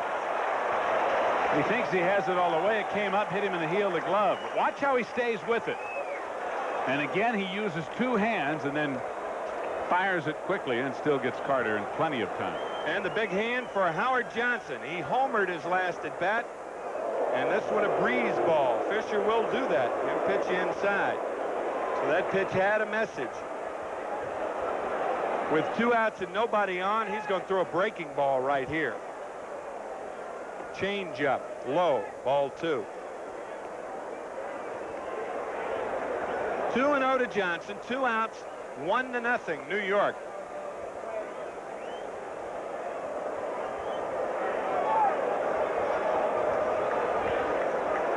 Another change is outside, 3-0. The only fastball Brian Fisher has thrown Howard Johnson this at bat was the first purpose pitch.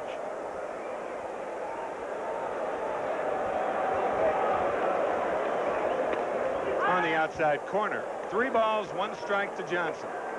That was home run number 18 for Johnson, and the 11th home run issued by Fisher this year.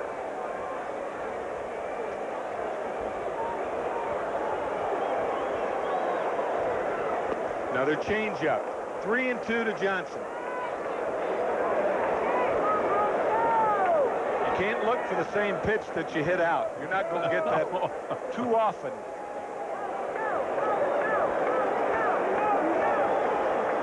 And if you get it and you're not looking for it, you can certainly be excused for that fact.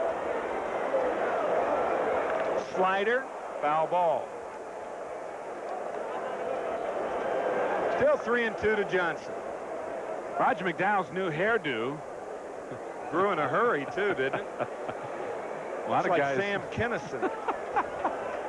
A lot of guys like me who are losing their hair would like to know how Roger managed that so quickly. Managed it very difficult to manage.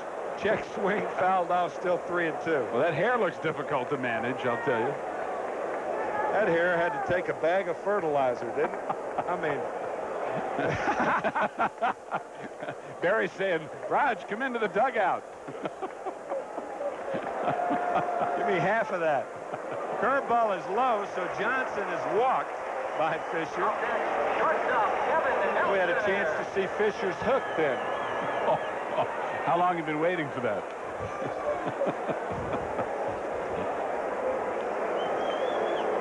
Kevin Elster now. He has sacrificed and popped to first. Where are Steve Trout, Kevin Bass, and Steve Lake when you need them? They should all be on the same team with Brian yeah, Fisher. wouldn't that be great? Oh, boy. Perfect. Tim McCarver's delight. There goes Johnson, another curveball, and Prince has no chance. It also appeared as if Tom Prince might have been crossed up on that ball, and he's going to go out to talk to Fisher. He really virtually knocks the ball down as it comes into him. Watch how his catcher's mitt is up. Now, all of a sudden, whoops, he goes down, and that little body language tells you that he may have been somewhat surprised at that breaking ball. Well, you can look for the fastball and adjust to the curveball, but if you're looking local and you get the Express or the Metro liner, that can take your head off. Well, I would imagine Miller will ask Fisher, what do you want to do? You want to walk him or you want to pitch around him? That stolen base by Johnson, incidentally, his 20th of the year. So Hojo with his home run tonight, 2 homers away from the 2020 season that Darryl Strawberry has already achieved. And of course, Strawberry and Johnson in the 30-30 club last year.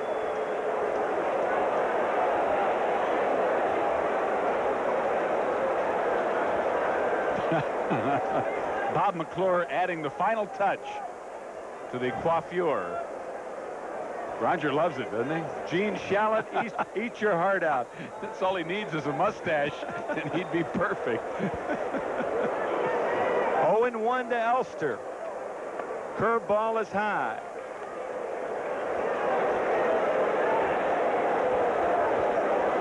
Sid Fernandez is a good hitting pitcher. He's 0 for 2 tonight, but he can hit. Puts the bat on the ball. 1-1 to Elster. On the corner, 1-2. A lot of times as a hitter, you can think yourself into paralysis at the plate. You can think they're pitching around you, and now all of a sudden you're frozen and it's 1-2 and you're in the hole.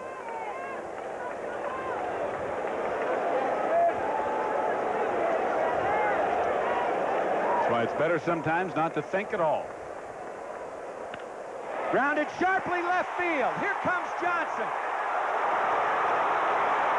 Safe at home. 2-0 New York on the play. Elster goes to second. And I'll tell you what, Jim Leyland, if anybody ever left himself open to the second guess, it's Jim Leyland. A hanging curveball.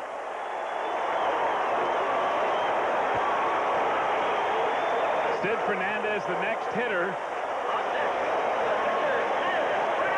Bonds makes a good try here. He charges the ball. His throw is a little high, however.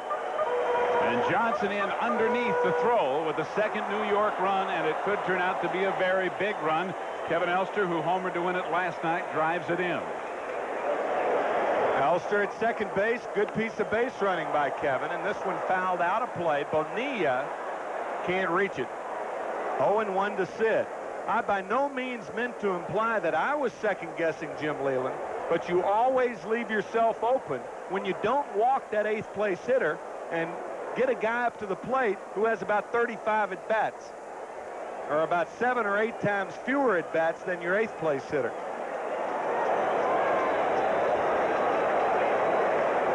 I'll tell you what, that can be the difference. 1-1 to Fernandez. When you have a good hitting pitching staff, a lot of times your 8th place hitter, you have to pitch to him more often. If Fernandez was an out man, they would have gone ahead no problem. David Rucker warming for the Pirates. But that has to be in a manager's mind. It's just another way in which pitchers can help themselves by working on their hitting.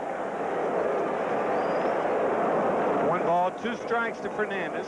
It's 2-0 New York. The Mets have scored 1 in the 4th, 1 in the 6th. Howard Johnson has scored both runs, his 18th homer of the year, and he was just driven in by Kevin Elster.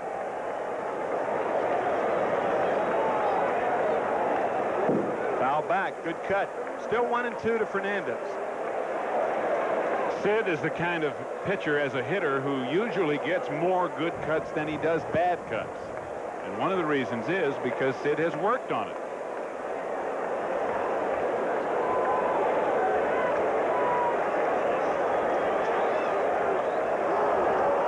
Well, he strikes out, the third strikeout for Fisher, but the Mets push another one across. A 2-out walk to Johnson, a stolen base, and a single by Elster. 2-0 New York after 6. Rusty Staub back in to join Steve after this word from Dodge.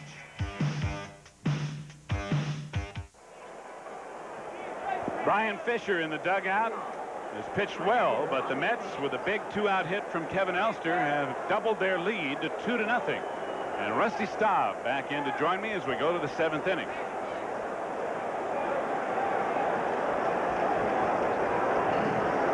Managers go to the water cooler. Pitchers, when they're upset, go to the Gatorade jug and throw things. And very often the Gatorade jug. Yes, that's true. That's why it's made out of high-impact plastic. R.J. Reynolds 0 for 2 leads it off in the 7th inning. Takes a high fastball for ball 1. Reynolds is lined out to right and grounded into an inning-ending force play. Tom Prince and Rafael Belliard, the 6, 7, and 8 hitters for the Pirates, to follow Reynolds here in the 7th. A little bit low with the fastball. 2 balls, no strikes. Fernandez has not allowed a run. He has given up just 3 base hits. He has struck out 9 through the first 6 innings while walking 3.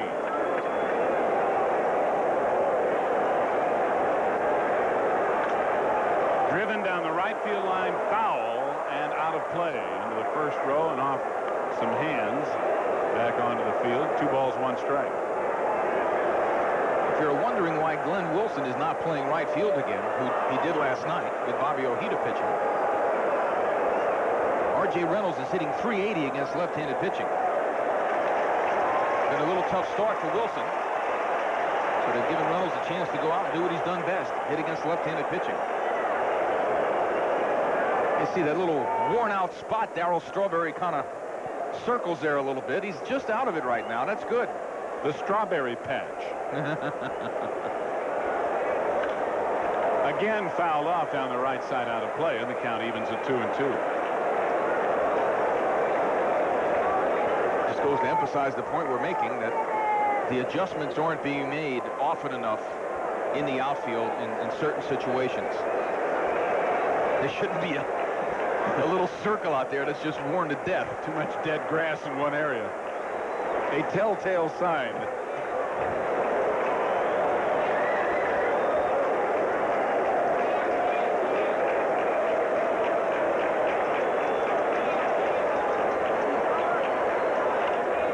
Foul down the left field line.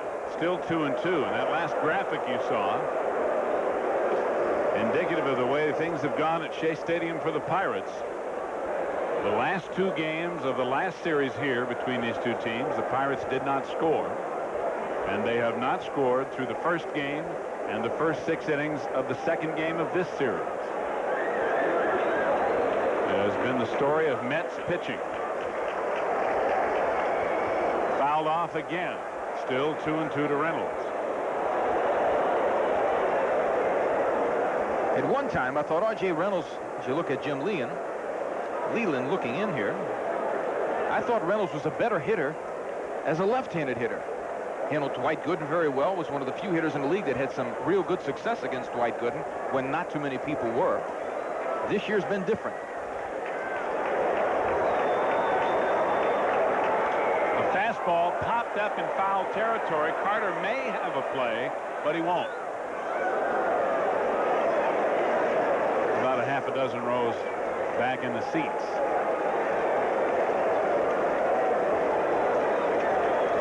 I'll tell you what, with the heat and humidity that's been prevalent in New York and most of the nation for that matter, Gary Carter dropping a few ounces of liquid. We'll be happy to have tomorrow off, I'm sure. day game after a night game, although Gary never wants to be out of the lineup. But catching in this weather has got to be tough. Got him with a high fastball. Strikeout number 10 for Sid Fernandez, whose high on the year so far is 12. Powder River comes right at him. He's underneath the pitch, which is normally the case with the Sid Fernandez fastball up.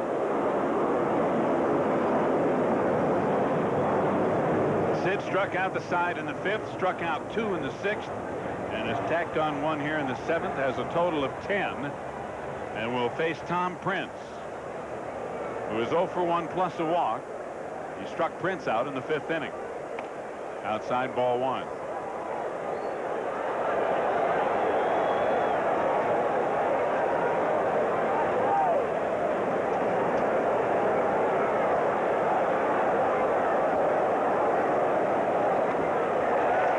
Misses the fastball, 1-1. All those swings you see, they're all underneath the ball.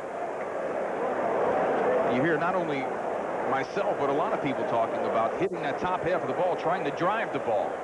It's the key to the success against any kind of a good fastball pitcher. You got to be on top of the ball. 2 balls, 1 strike. And when a pitcher such as Gooden or Fernandez has a good riding fastball, it's very difficult to get on top of the pitch.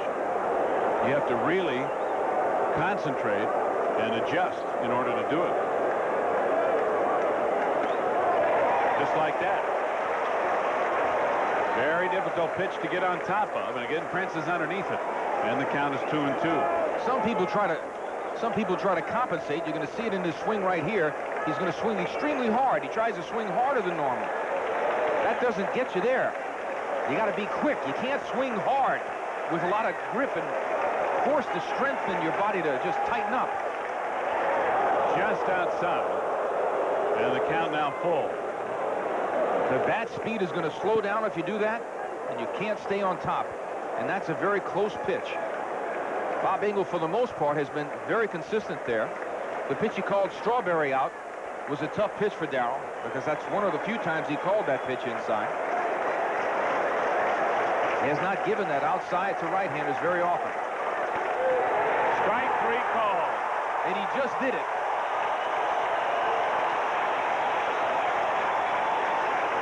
Strikeout number 11 for Sid Fernandez, and 2 out here in the 7th. This is tough on the hitter because this pitch is not much different than the one he just called a ball. In fact, it might even be higher. When you're hitting and the pitch is so close like that, he really thinks he has ball 4. And if you go by where ball 3 was, he's right. It did appear to be a little high and away, but Engel called it a strike. And here's Rafael Belliard trying to bunt his way on, and bunts it foul for strike 1. One thing that happens when a pitcher is striking out a lot of hitters, everybody gets caught up in it, don't they? Yes, even the umpires can get caught up in it. And you tend, as a pitcher, to get calls that you might not ordinarily get if you were not consistently on the corner and around the plate and overpowering the hitters. As you go through the game and as you do better and better, it seems as if, for the most part, with most umpires, the strike zone expands a little bit. Way outside and all the way back to the backstop. So it's 1 ball, 1 strike. Belliard, even though there was 2 out, it's not a bad play for him. He doesn't hit any extra base hits anyway. Sid Fernandez falling off toward third base. The infield was playing him very deep. If he could have had Maggin and field that ball, he's going to beat Sid Fernandez to the bag and get a base hit. Belliard fouls it back, and the count now 1-2. Pinch hitter on deck for the Pirates is Orestes Estrada, who would pinch hit for the pitcher Brian Fisher should Belliard get aboard.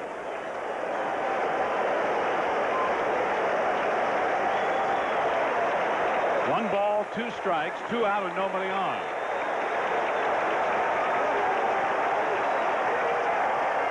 Foul back. Belliard doing a good job of getting a piece of the ball.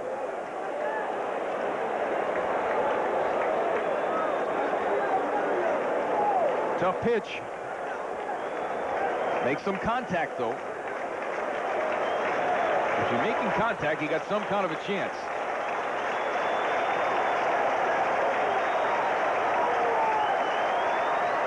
Curveball hit off the end of the bat foul, and the count still 1-2.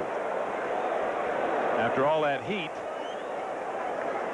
Fernandez and Carter trying to lock up Belliard with a breaking ball. But even though he was way out in front, he got a piece of it. Sid likes to do that little catch the outside corner with that curveball against the right-handers. He's used that very much. Had some real good success with it.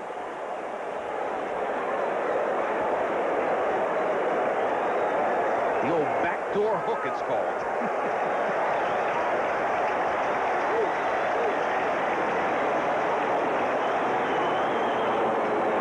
Fastball, did he go around? No, says Tom Hallion, the first base umpire, so the count 2-2. We'll check it out here. Tom Hallion says he did not go, and I agree with him. Very similar to the pitch on which Wally Backman turned an inside fastball earlier in the game. Good call. Backman 2 was not called for a strike. So it's 2-2. Popped up, but drifting out of play behind the New York dugout. So it's still 2-2 to Belliard. As you said earlier, about 4 or 5 pitches ago, a real good at bat for Belliard, really battling his way, trying to get on base to get that tie and run to the plate.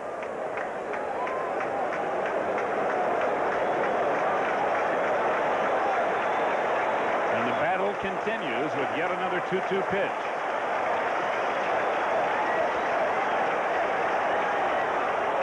Now it's a full count.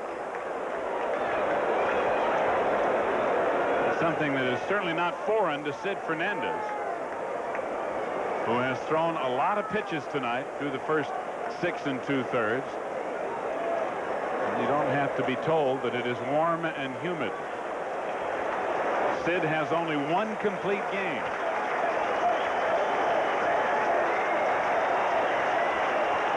A high chopper up the middle. Elster can't flag it down, and it's a base hit into center field. So Belliard, really battling, earns that base hit. Fastball out over the plate. Hits on that hard ground right in front of home plate. Sneaks its way through the middle. Tremendous at bat for Rafael Belliard. Sid, just too high a hop. That ball really did take a big hop over the pitcher after hitting the ground just in front of home plate. So the Pirates, thanks to the good at bat by Rafael Belliard, are able to bring the tying run to the plate in the person of Orestes Destrada, and Mel Stottlemyre is coming out for a check of Sid Fernandez. Destrada on the year hitting 125. He's been 1 for 7 as a pinch hitter. You see Randall K. Myers out there loosening up his arm. I don't know how he doesn't throw it out of socket every once in a while when he does that little gyration of his. He warms up just like he pitches, with great intensity.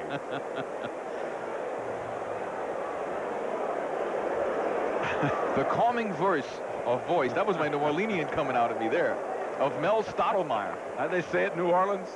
It's voice and choice. You got your choice, you got your voice. I just enjoyed a few days in your hometown. Great city. A little red beans and rice, a little that Cajun sausage. Mandatory.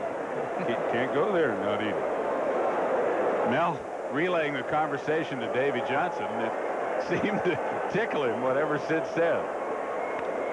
Estrada fouls it back into the screen for strike 1.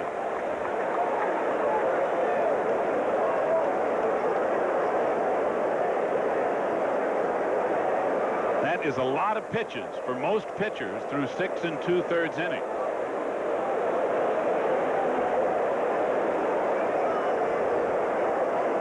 And that is one reason why Sid Fernandez only has one complete game, is that ordinarily he throws an inordinate number of pitches. Good breaking. Strike 2 to Destrada. Whatever Sid told Mel Stottlemyre, I think Mel's starting to believe it. Good rhythm on this.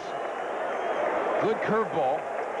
Every once in a while, Sid will slow his motion down. That time he did not.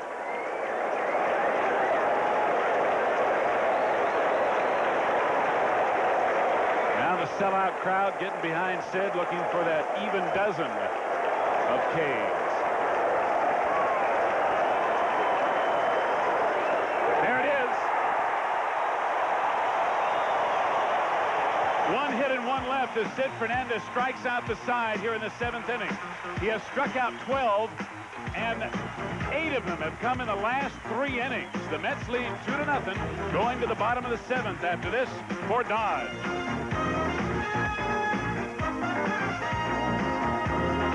The 1988 New York Mets revised yearbook is now on sale, and it contains many new and exciting features. Included are action color photos of all the Mets, a new cover celebrating Shea Stadium's 25th anniversary, and a special 2-page section on Tom Seaver. Send a check or money order, if you will, made payable to the New York Mets for $5 plus $2 postage and handling to Mets Yearbook, Post Office Box 9559, Trenton, New Jersey 08650. New Jersey residents, please add 6% sales tax. Fans, there's something really extra special ahead for you. It's a 10-day Caribbean cruise featuring Mets players and coaches on the world's top ship, the QE2. That's right, the Queen Elizabeth II. And it's during prime vacation time from January 3rd to January 13th, 1989. Many Mets players, coaches, and broadcasters will be on board, including yours truly. I'm bringing my family. Best of all, it's the QE2, which is, of course, all first class, a relaxing vacation, and there is no charge over the regular list price at that perfect time of year for you to join the Mets on this very special cruise. We'll be visiting islands like Bermuda, St. Martin, Barbados, St. Thomas, and all of that is ahead on the 10-day QE2 Mets cruise, January 3rd through the 13th. Call 1-800-732-7000 for more information. And space is limited, even though it's a big ship. So call now, and we'll see you on that QE2 cruise. My family can't wait. Bottom of the 7th, a 2-0 New York lead. And Len Dykstra takes high from Dave Rucker, the new pitcher in the ball game, replacing starter Brian Fisher. Dave Rucker on the year, you see, is 0-1, a 4.32 earned run average. He does not have any saves so far.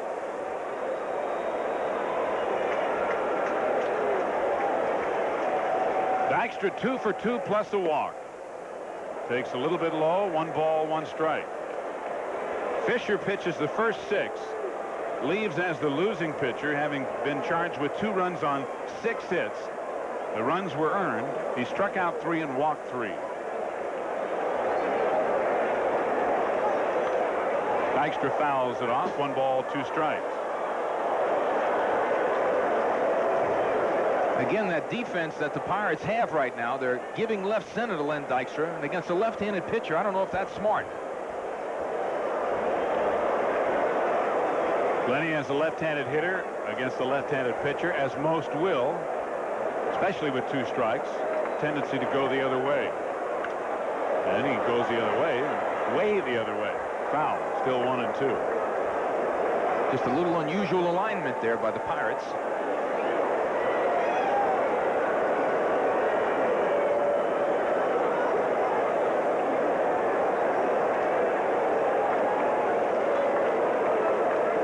Lenny hitting .320 coming into tonight over his last 40 games.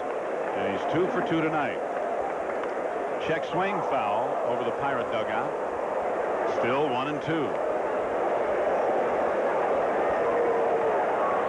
Mets enjoying their 13th sellout of the year.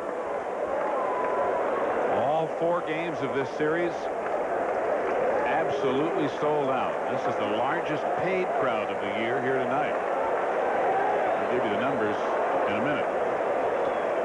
In the dirt, 2 and 2.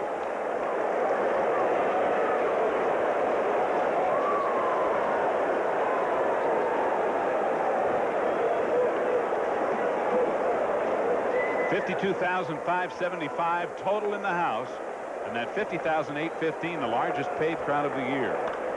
Dykstra lofts one, a lazy fly ball into short left center. Belliard out, on comes Bonds, and he makes the play.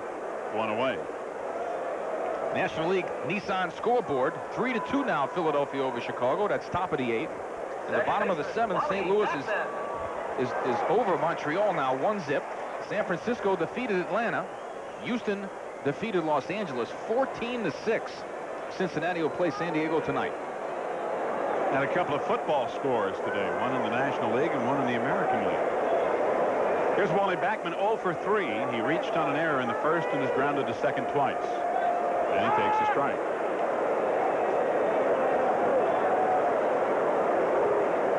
82 balmy degrees here at 9:22 p.m. Eastern Time. The humidity's probably right around the same number. 1-1 to Backman. They are predicting showers later tonight. If they come in and get out of the way. Big day planned here at Shea tomorrow. Sell-out crowd now. And we'll have that one for you beginning at 1:30 tomorrow afternoon. Inside to Backman, 2 balls, 1 strike. That'll be right here on WWOR.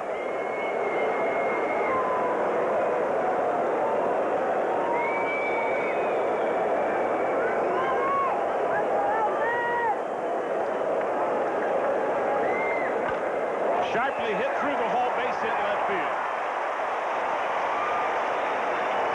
Backman aboard with 1 out here in the 7th, and the Mets leading 2-0.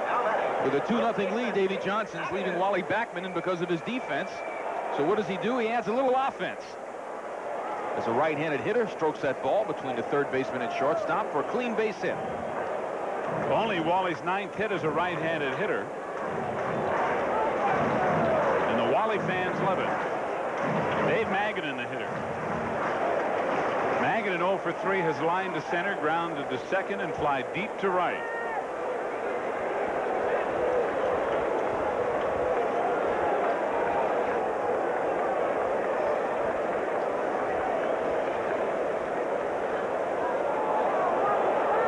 Rucker stepping off and Backman diving back in. Wally had a pretty good lead, but not a huge lead.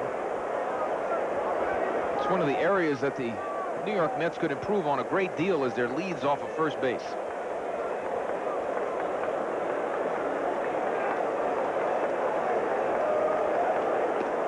Low and away to Magadan, 1 ball, no strikes. Now, Tom Prince goes out for a conference with Rucker.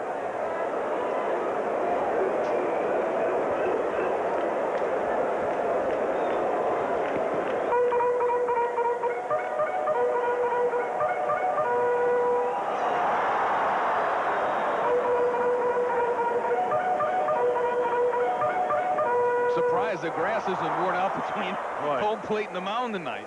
Well, been a lot of trips out there by that young Tom Prince.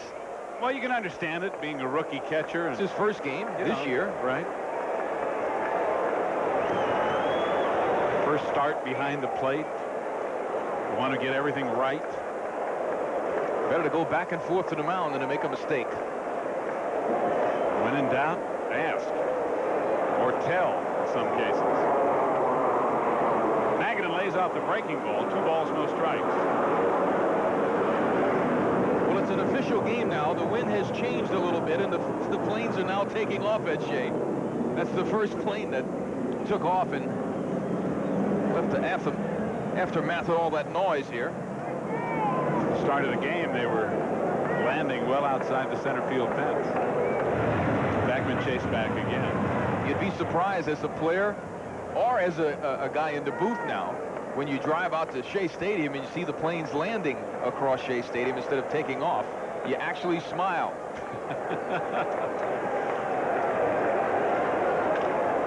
Sharply hit to short, Belliard to lead to first, and a good stretch by Diaz to stay on the bag and pick up the double play. 1 hit, but nobody left in the 7th for New York. But the Mets still lead it after 7, 2-0 over the Pirates. And we're back after this for the good old Skies.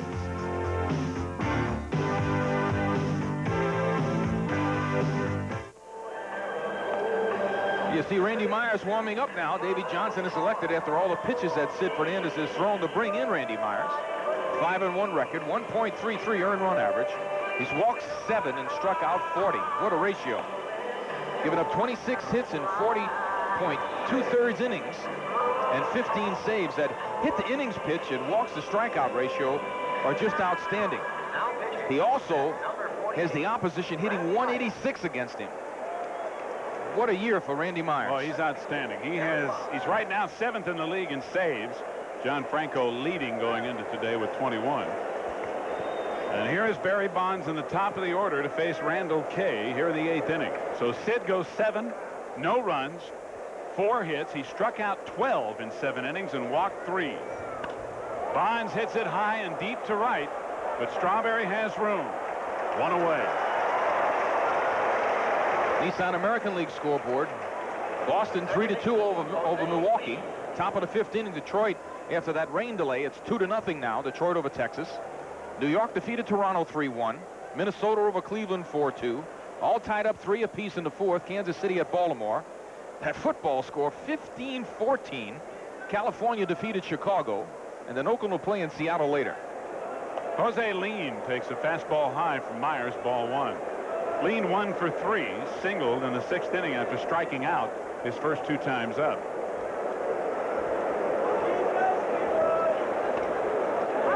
One ball, 1 strike. Sid Fernandez with 127 pitches through 7 innings. So that plus the heat and humidity retired El Cid for the night. Strike 2. 1-2 to Jose.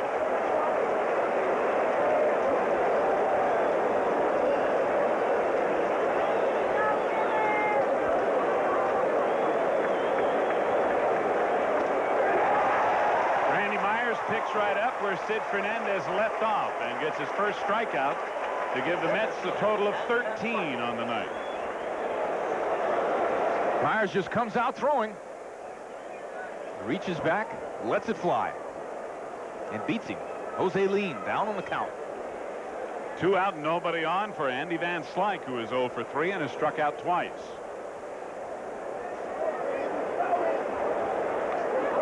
Inside, ball 1. Got away from Carter and got a piece of Bob Engel, I think. Even though Davey Johnson usually waits for Myers in the 9th to be his closer, he does not want Greg LaValliere or Bream to come up, particularly LaValliere and Bream. Destrade's already gone. We have a little incident on the field. Some young lady who is obviously a Dave Magadan fan just zipped onto the field and jumped in his arms. The fans like it, but the young lady, she'll regret that. Not a wise move. Can you imagine? And she did not appear to be paying much attention to what was going on the field. Probably had to get her courage up with a little artificial assistance in order to get the fortitude to jump out there and visit David. Can you imagine what would have happened had she timed it in such a way unknowingly that Andy Van Slyke would have hit a line drive down that right field line? She could not be being escorted by a security officer now. She could be being carried off the field. Well, she's also upset the timing of Randy Myers, who's been on the mound. He's got his own rhythm and timing. He just struck somebody out, had it all going, and she just disrupted his timing completely. Strike 1 makes it 1-1 to Van Slyke. It's good to be a fan. It's good to cheer from the stands.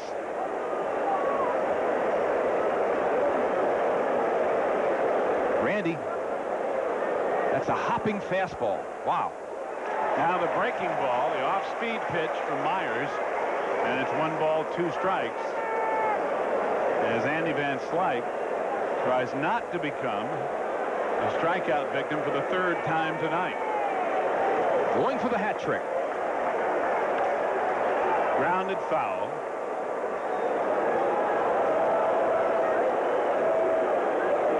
Still 1-2.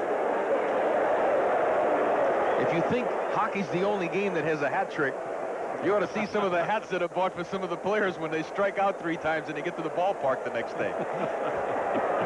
Some of the most unusual hats you've ever seen. We'll let it lie at that. Presence in the locker. Van Slyke will not get the hat trick as he pops this one up. Backman out in right center. Squeezes it, and the inning is over. The Pirates are retired in order in the 8th inning. And we will go to the bottom of the 8th with New York leading 2-0 after this for Michelob.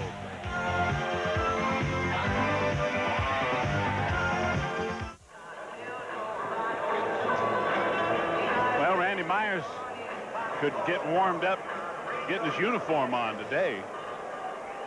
Already sweating it profusely. Dave Magadan and Elster at the end of the inning, I'm sure, discussing the young lady's visit to the first base area.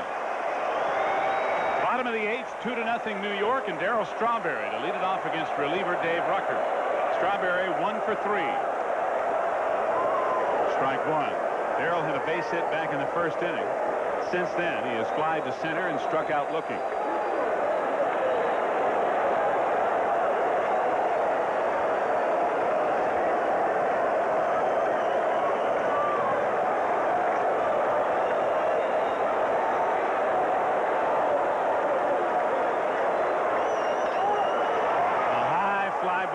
Short left center field.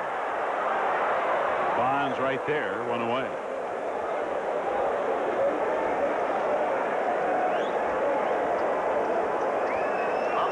So Rucker, the left-hander, gets Strawberry, the left-hander, and now Kevin McReynolds will be the hitter. But before that, Jim Leyland is apparently going to make a change to a right-handed pitcher as Rucker motioned for Tom Prince to come out. Leyland had already indicated to the bullpen that he wanted the right-hander. So the Pirates will bring in their third pitcher of the night. The Mets are leading 2-0. 1 out, nobody on in the 8th inning as Rucker goes just 1 1/3. We'll be right back to Shea after this for Siemens. Barry Jones in now to pitch for the Pirates. A 1-1 record, a 2.83 earned run average. This is his 36th game. Barry Jones, who has had some control problems. You see the 17 walks in 47 2/3. He's also thrown 6 wild pitches in 47 2/3, facing Kevin McReynolds, who takes the fastball low ball 1. And he has struggled big time against the New York Mets. They have been really tough on him. Ball 2.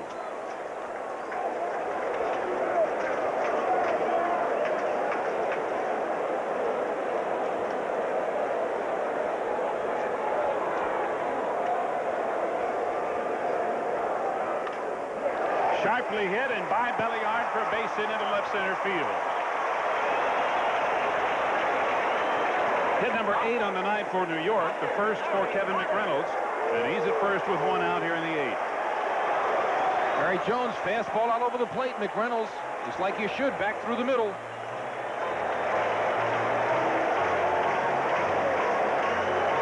To just amplify your point, Rusty, about Barry Jones, his career earned run average against the New York Mets is 10.29. I know he's given up some big ding-dings. Them long balls. In 8 games, he's given up 8 earned runs. Breaking ball to Carter for strike 1. And speaking about big-time ding-dings, Gary Carter could use one. You got that right. An interesting conversation between you and Gary that I was a party to today, talking the finer points of hitting. Did Carter hold up? No, he did not, says Bob Ingle, so it is strike 2. 0-2 to Carter. Gary's been moving very, very quickly. He has been swinging the bat better, especially this last couple of weeks. Exploding quickly, releasing those hips and that front shoulder have been his biggest problem, being way out front. Oh, I might have had to take a hack at that one. That was the old hanging hook. That was sitting up there like it was on a tee. He tried to go a little bit side arm on that one and hung it. Hardly had any bite at all. And Carter laid off of it. 1 ball, 2 strikes.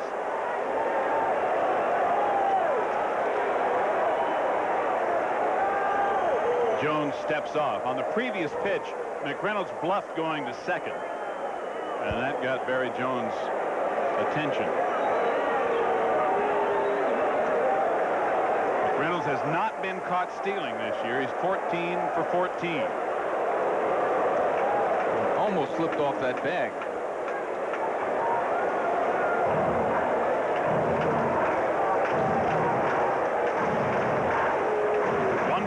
strikes to Carter. 1 out and 1 on. Mets leading 2-0 in the bottom of the 8th inning. Sharply hit to third. By Bonilla, right between his legs. McReynolds is going to go to third. Carter's going to second. A big error on Bobby Bonilla on a double play ball that would have ended the inning had they turned it. The Mets lined up with runners at second and third and 1 out. You see that ball just slips right underneath the wicket. They always tell you play low, keep the glove down. You can always come up quicker than you can go down, and that shows you why. If it's not down, you're not catching it if it hugs the ground. So a 2-base error on Bonilla, the second Pirate error of the game. And Howard Johnson's got no chance of being pitched to here. The walk to Hojo will load the bases with 1 out for Kevin Elster. No activity right now in that Pittsburgh bullpen. This will be the 3rd time that Howard has walked tonight. The first intentional pass he has received. Pirates still have Kipper as a left-hander, Robinson and Gott as right-handers in that bullpen. Nobody's warming at this time, though. It's in Barry Jones's hands.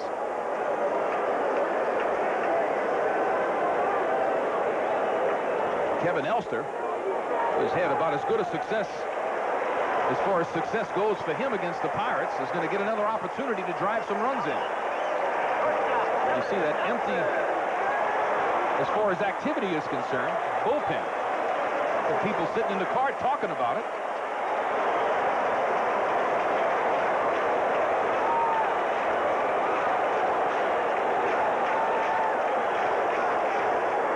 Kevin Elster has on the year 7 home runs.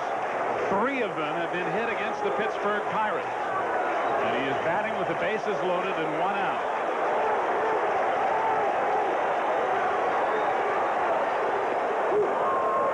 Strike 1 on a breaking ball, 0-1. That's the pitch by Barry Jones. Good location, breaking ball with those bases loaded.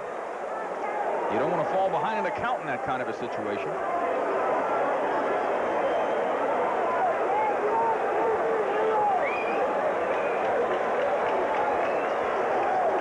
Randy Myers on deck. Ground ball to third. Bonilla off his glove. Belliard can't come up with it. A run scores, and the Mets lead 3-0.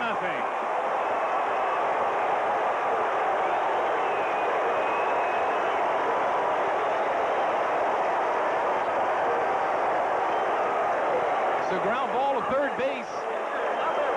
Bonilla should stop this ball, I believe. It takes a little bit of a bad hop on him, though. You didn't see that in the first play. That ball did come up on him. They're calling it an error on the third baseman. It's a tough error.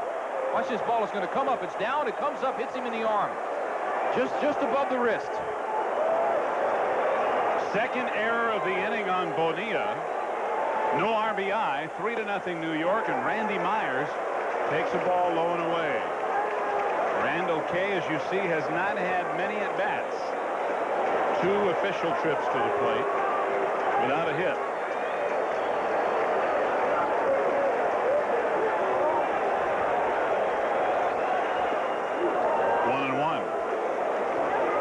Bases still loaded. Gary Carter at third base. Howard Johnson at second. Kevin Elster at first. Still only 1 out here in the 8th inning and a run in for New York to make it a 3-0 Mets lead.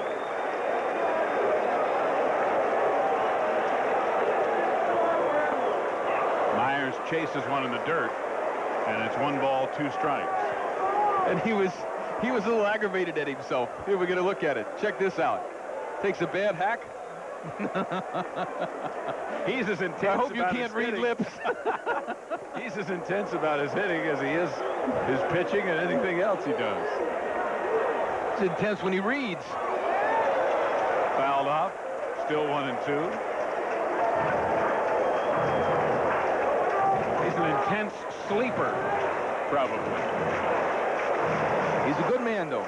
Got a big heart. Oh, he's a super guy. He is a character.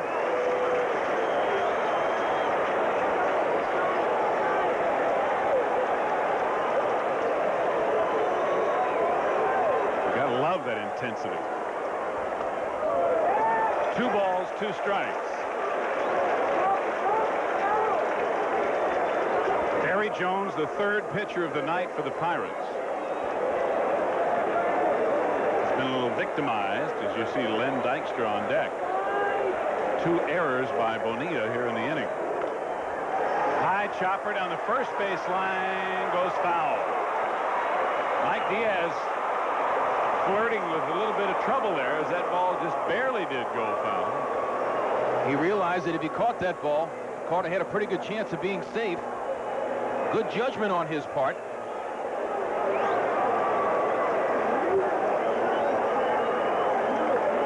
So it's still 2-2 to Myers, who again studies Sam Perlazzo's signs.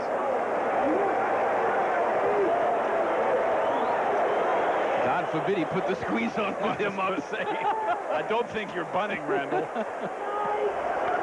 He's hacking as usual, and as one would expect, and it's fouled off, so it's still 2-2.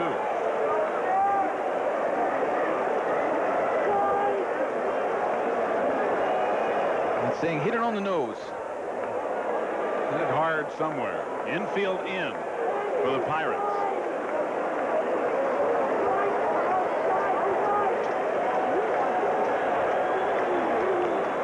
Chases one outside and strikes out for the 2nd out of the inning. First strikeout recorded by Jones. Myers gets a good hand anyway for a good at bat. And his demonstrated intensity, I'm sure. This is a good pitch by Barry. Tailing fastball out off the plate.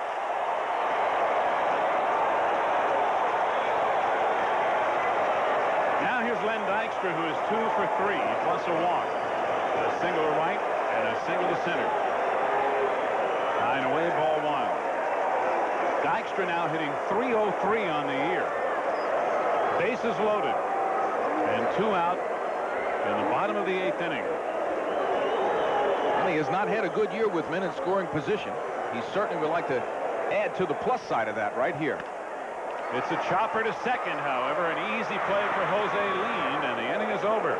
The Mets get 1 run on 1 hit. There were 2 errors committed by Bobby Bonilla in the inning.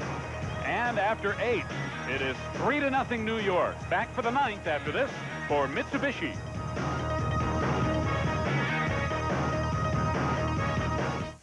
Hi, I'm Ron Darling, reminding you to keep watching Channel 9 for the news at 10. The latest news, weather, and sports coming up right after the game. New York Mets baseball is being brought to you tonight by Bud Light, the light beer with a first name and taste. Everything else is just a light. By Manufacturers Hanover, the financial source worldwide. By Nissan Cars and Trucks, built for the most important race of all, the human race. By Tropicana. And by AT&T, International Fax Transmission. Is there really any other way to do business? AT&T, the right choice. 9th inning baseball at Sold Out Shea. Many of the fans having departed as the Mets lead 3-0 with 3 outs to get. And the ball in the hand of Randy Myers. Bobby Bonilla leads it off and takes the ball. Bonilla 2 for 2 plus a walk tonight. Single to center and single to left. But 2 big errors in the 8th inning, helping the Mets score a run. Ball 2. On the ball that Kevin Elster hit, Elster will probably be credited with an RBI. Certainly should be. And as you pointed out, Rusty, it would be difficult to assume on a play like that, Bonilla would have been able to go to the plate, even if he had come up with the ball. Fouled back out of play. You always want to play aggressive baseball. Randy Myers threw 2 pitches out of the strike zone. Bonilla, who's leading off the inning, the most important thing for them is to get some people on base. I think in that particular at-bat, he should have taken a strike to try to get himself on base. There's little things that help you. He hits this one a ton to center field. Dykstra makes the catch on the warning track. A little bit of wind blowing out, and Bobby Bonilla probably would have had a home run. 1 out. When you're leading off the 9th and you're down 3 runs, the most important thing is to get on base. See Dykstra catching that ball. take that one pitch. You got a lot of pitches to go yet. The worst it can be is 2 balls and a strike. But Bobby did not subscribe to that theory. And here's Mike Diaz, who's 0 for 3. He's flied out twice and grounded into a force play to end the 6th inning. Fastball hit deep to left. McReynolds going back, makes the catch at the fence. Myers flirting with trouble, but both have been tracked down, and there are 2 out here in the 9th inning. It's called using the ballpark. Pretty deep ball to center, followed by a deep ball to left field. McReynolds right there by the wall.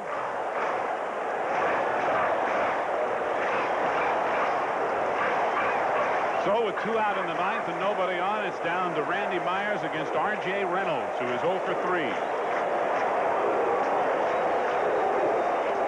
High heat for ball 1. This is going to be a doubly tough loss for them. Not only are they losing the game, but the 2 errors charged to Bonilla in that 1 inning made it a sloppy loss. That's kind of a negative. That's a tough night's sleep. Ground ball to short should do it. Long throw for Elster in time. And the Mets have shut out the Pittsburgh Pirates the first 2 games of this series, and the last 4 consecutive games these teams have played here at Shea Stadium. A total of 36 innings without the Pirates scoring a run here at Shea over the last 4 ball games the Pirates and the Mets have played here. The Mets win it 3-0 as Sid Fernandez gets the win and Brian Fisher takes the loss. And the Mets continue to roll and now lead the Pirates by 4 games in the National League East, having taken the first 2. Rusty and I will be back to wrap this one up, so stay with us. We're back to Shea after this for McDonald's.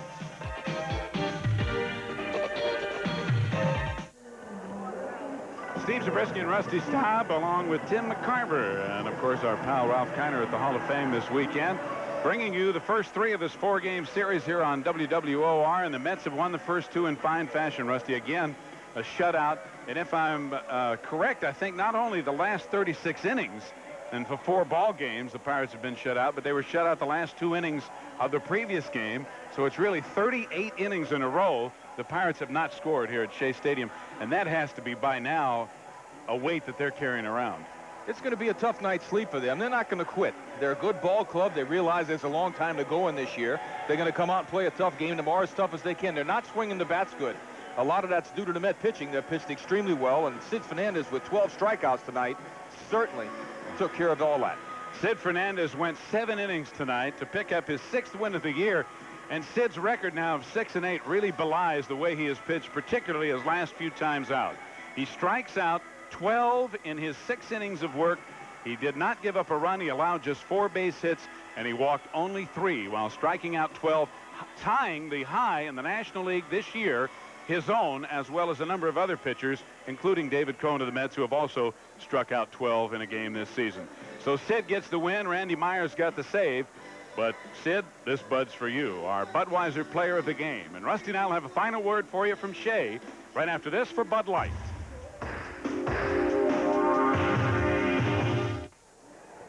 Mets win it 3-0 behind Sid Fernandez and Randy Myers. Sid, the winner, is 6-8. Myers, his 16th save. Brian Fisher loses it. He is now 6-8 on the year. And our guest on the program tonight received a professional home protection starter kit by Black & Decker. Compliments of True Value Hardware Stores and Home Center.